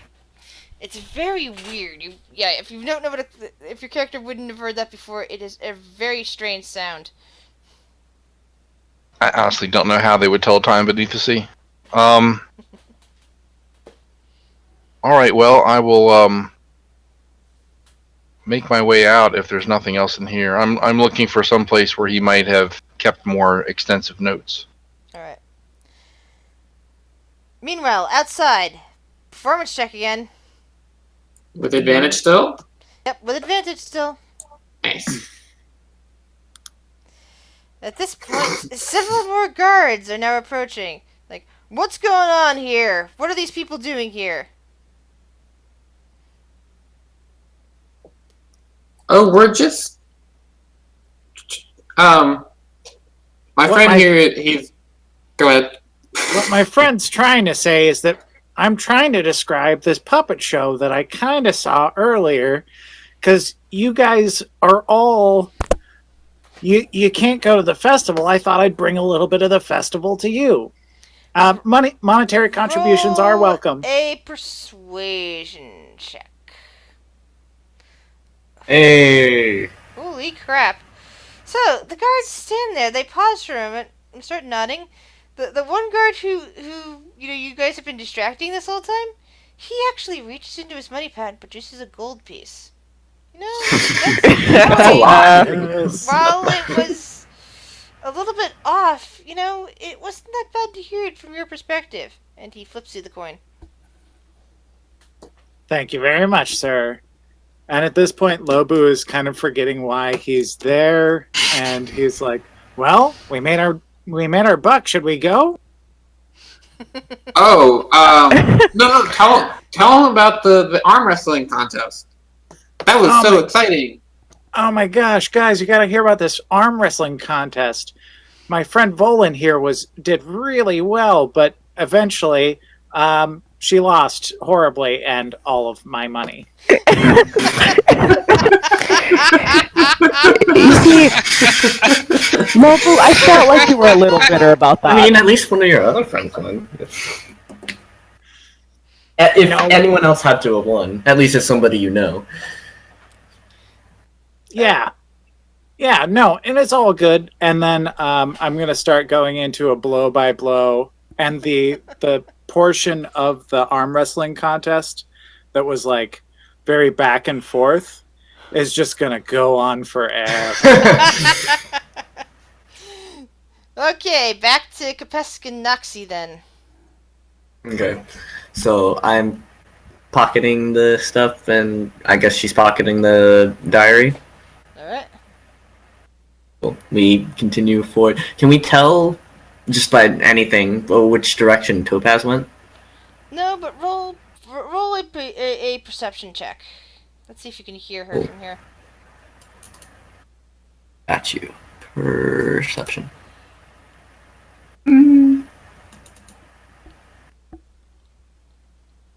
Maybe? Noxie? Is Noxie going to roll? Oh, sorry, for what? Oh, for perception? Yep, perception. Yeah, we're trying to find Topaz. I'm padding around pretty quietly out of habit. Alright, Topaz, roll a stealth check. Let's see how quietly you are. So yeah, Noxie, you pick up on slight movement, the sound of slight movement coming from upstairs. It is very soft, but it's an otherwise quiet house. It is noticeable to your large goblin ears. That could be anybody, though, right? It could Good. be anybody. But you haven't heard anybody screaming that there's an intruder in the house. Gotta burn the house down. It's the only way to be sure. I turned to Noxie. Do you hear anything? I put my finger in front of my mouth as a hushing motion, and I point upstairs. Nod, and then just continue. I'm gonna follow Noxie, because she seems to be the expert in this. Okay. Yeah, this isn't her first time breaking into a house. Thought so. So, Topaz, you end up, leaving the bedroom and finding an office space nearby. It also has a clock in it. This one also has a bunch of ledgers around, dealing with shipping. There are a bunch of bookshelves filled with various kinds of books. There's a sextant mounted on as a knickknack. There is some various paintings along the wall depicting nautical scenes. There's all sorts of stuff like that in this room. All right. Now I stare suspiciously at the clock for a second, and then It's going to go rifling through the desk. I don't like clocks. I don't know what they're for. roll investigation check. Yikes. Alright. Yeah, Noxie and Kapesk, as you get up the stairs, you can hear movement coming from a nearby room. I'm gonna point to the room and look at Noxie expectantly. What are we doing? Noxie is going to just kind of silently make her way upstairs, trying to find the source of this movement. You're already up the stairs. You're Oh, yeah, yes. we hear which room noise is coming from, and I'm yeah. I see. I'm gonna try and peek in there without trying to be seen or anything. All right. I'm gonna be right behind her. Stealth check. Yeah. So completely unseen by Topaz. Topaz, roll perception check actually. Oh, so Noxie's completely invisible, but Topaz, you hear something behind you at the door. Oh, I'm spinning around with spear down at the ready. And you see I have my shield up. The blue scaled lizard folk who you've been keeping company with today, standing there. I had my spear and axe up as soon as I heard her spin around. Lizard man, do not give us away. I just growl a little bit, put my weapons away, and continue looking around the room that she's in. Tick, tick, tick, tick, tick. Are you alone? What is that thing? I'm asking the lizard man, finally in a fit of pique. I'm like, It's a clock. It tells time. doesn't tell me anything. Just sits there and ticks. Yeah, the ticks are a measurement. It's a stupid thing. Are you come here out alone? Just you. I'm gonna come out of stealth and show a sign that says, "Did you find anything?" Just completely nonchalant out of stealth. You know, that is a dangerous thing to do. Yes. Since you are here, I will show you both something I found. I'm going to take them back to the other room and show them the safe. You can take Noxie back. Kapaska's staying in this room because I want to look at the ledgers and such. Okay. Alright. I could not find anything. I'll say that as I walk past you. Which, doesn't mean anything. Just means she has no investigation skills at all. So should I roll investigation? Sure. Hey. Yeah. Doesn't appear compared to the diary you found. There doesn't seem to be anything suspicious in this office. The ledgers mostly seem to concern shipments to the north and south, dealings with Keelland.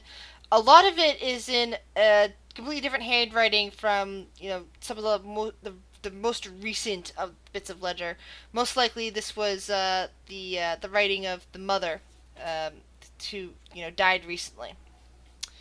Do I see any mention of the Crimson, the people that I saw in the diary?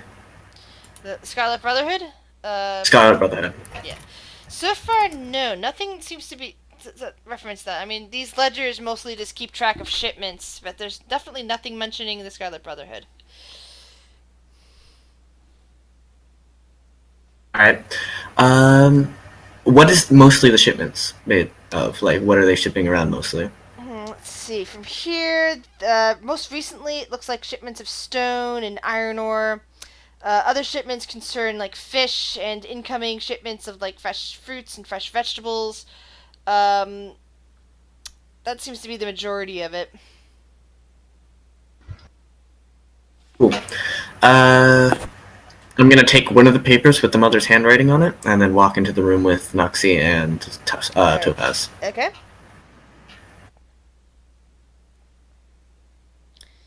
So, what do you guys wish to do in the master bedroom then? You show us the safe, right? Yeah. Yeah. All right.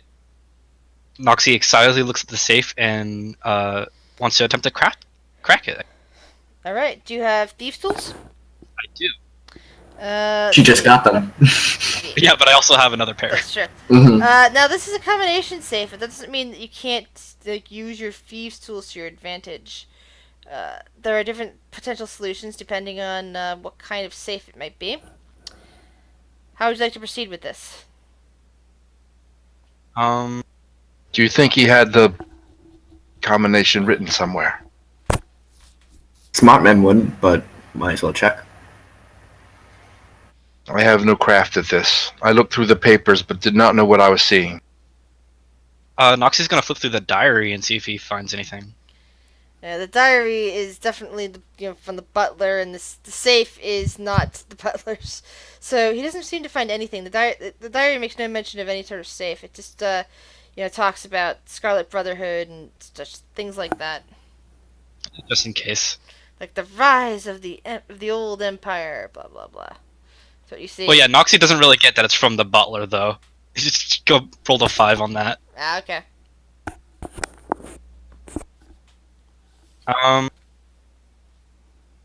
guess I'll just try to crack it. I will listen closely for. So we will do this as a part perception check and part dexterity check. And yeah, I know this session's going a little bit long, but I kind of didn't want to quit in the middle of a you're investigating this. You're good. Normally I'd prefer about like 3 hours so that I can go to sleep, but get some downtime. But I'm fine with if it's heading over because you're in the middle of something, then we don't want to stop it for good. Right. While he's doing that, I'm gonna look around to see if he wrote down the combination, just in case if she doesn't get to do it. Okay, so you get investigation check, and Noxie gets said perception followed by dexterity. Hey. And then do I use the thieves' tools as dexterity, or? Yes, you may. Yeah. So, Logan, you kind of look around, you check under everything, you check behind the clock, kind of rattles a little bit as you do that. You check in the various drawers, you find, cologne in some of them. You don't seem to find any slips of paper. Meanwhile, Noxie's over there. You don't actually hear the tumblers as you're attempting to do it, so you expertly pull out your thieves' tools and start manipulating around until you pop the dial off, and you go in and you start manipulating the little levers, and finally you finally get the click click click and get the safe open. Sweet. Yes. With that investigation check, what else do I find other than looking around? Nothing that seems to be useful. I mean, there's cool. found cologne in a drawer. There's just everything's neat and orderly, and the only thing of interest really in the entire room to you is likely that safe that Noxie just opened. Got it. All right. What's in the inside? safe? Yeah.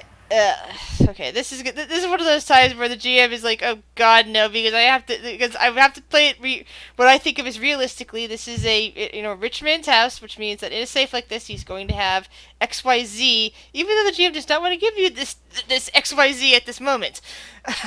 Uh-oh. Inside the safe, you see a neatly stacked up 20 platinum pieces. Oh my goodness. Oh. Nice. And you see what looks like in a much more recent ledger that was talking about more recent shipments and trade routes and little bits of notes, but saying worried about the sea princes attacking people en route, that sort of thing. Okay. Sweet. So there's nothing incriminating though? Nothing incriminating. No, not in the safe. The only incriminating piece you found was in that that diary. Alright. I'm going to... So, can I assume that this cologne is probably Anders? Yes. Cool. I'm going to smell the cologne. What does it smell like? I am unfortunately very allergic to anything cologne perfume, so I have no idea how any of that smells. But okay. Does it smell nice? Or does it have a distinct smell? It's one of those things that if you smelled it again, you would definitely recognize it as such. Got it. But all right. I have no idea how to describe a smell that I can't go near without coughing violently in real life, so I'm sorry. Yeah, no, that's good, because now I know.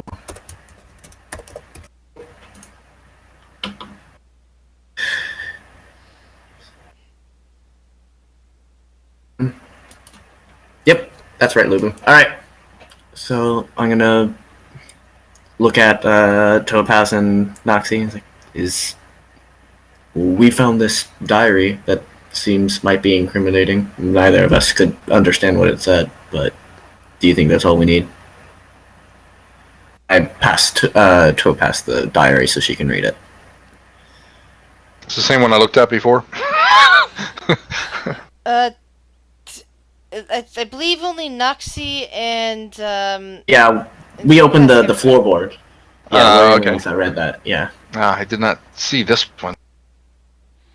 Well, if we take it now, there's time to look at it later. We should perhaps get out of here. I pocket the diary. I'm gonna leave the cologne because we don't want to take too much, or he's aroused suspicion. And then, well, considering you guys dismantled his safe thing, unless you decide to put it back and don't take any of the money out of it, he's going to be suspicious.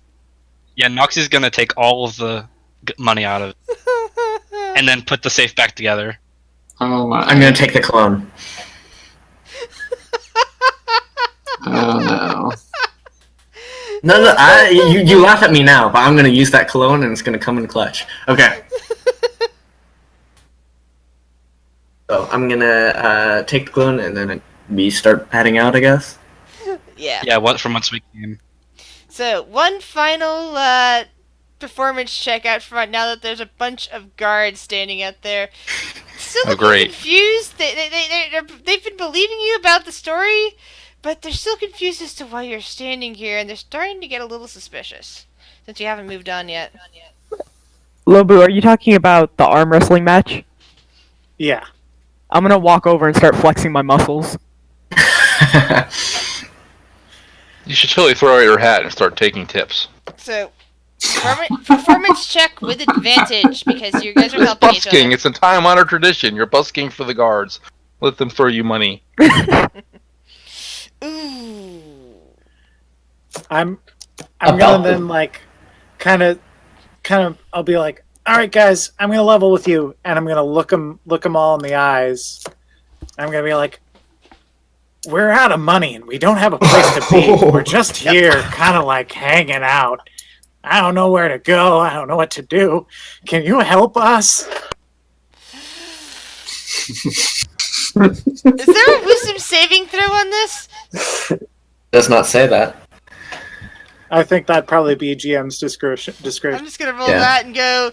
Yeah, the guy that you're staring at just kind of like his eyes just go wide in fear, and he's like, "Oh my God! Oh, by the divine! Don't worry.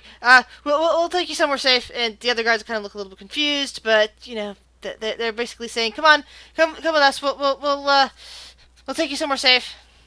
Thank you. And as your Gorum party, looks you know, hella confused.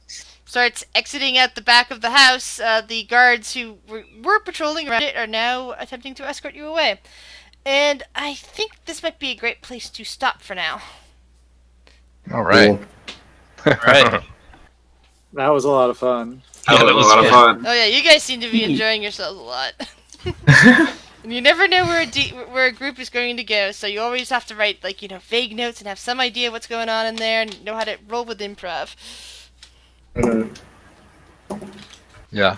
Were we not supposed to break into the house? Oh no, I wrote that's why I had the idea of the diary prepared. I can not any entries per se, but the concept of the diary was already prepared.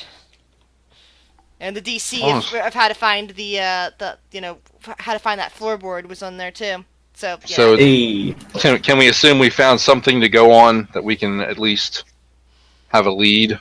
Yeah. Yeah, we do. Okay. She said it specifically said that the Gellin was the one who killed the mom. No, not Gellin. No, Or had took part. No, the Literally the butler did it. The butler did it. Scarin Wave Chaser. Oh, yep. Looking at the wrong note. Got it. Scared Wave Chaser. Wave Chaser, who is the butler to Anders. Apparently is a member of the Scarlet Brotherhood and killed his mother to put Anders on the council. That sort of thing. Got it. Yeah. But you can get to me about this sort of stuff throughout the week. I desperately need to rest. I didn't sleep very well last night. And goodbye to everybody on Twitch. I'll have this up on YouTube at some point.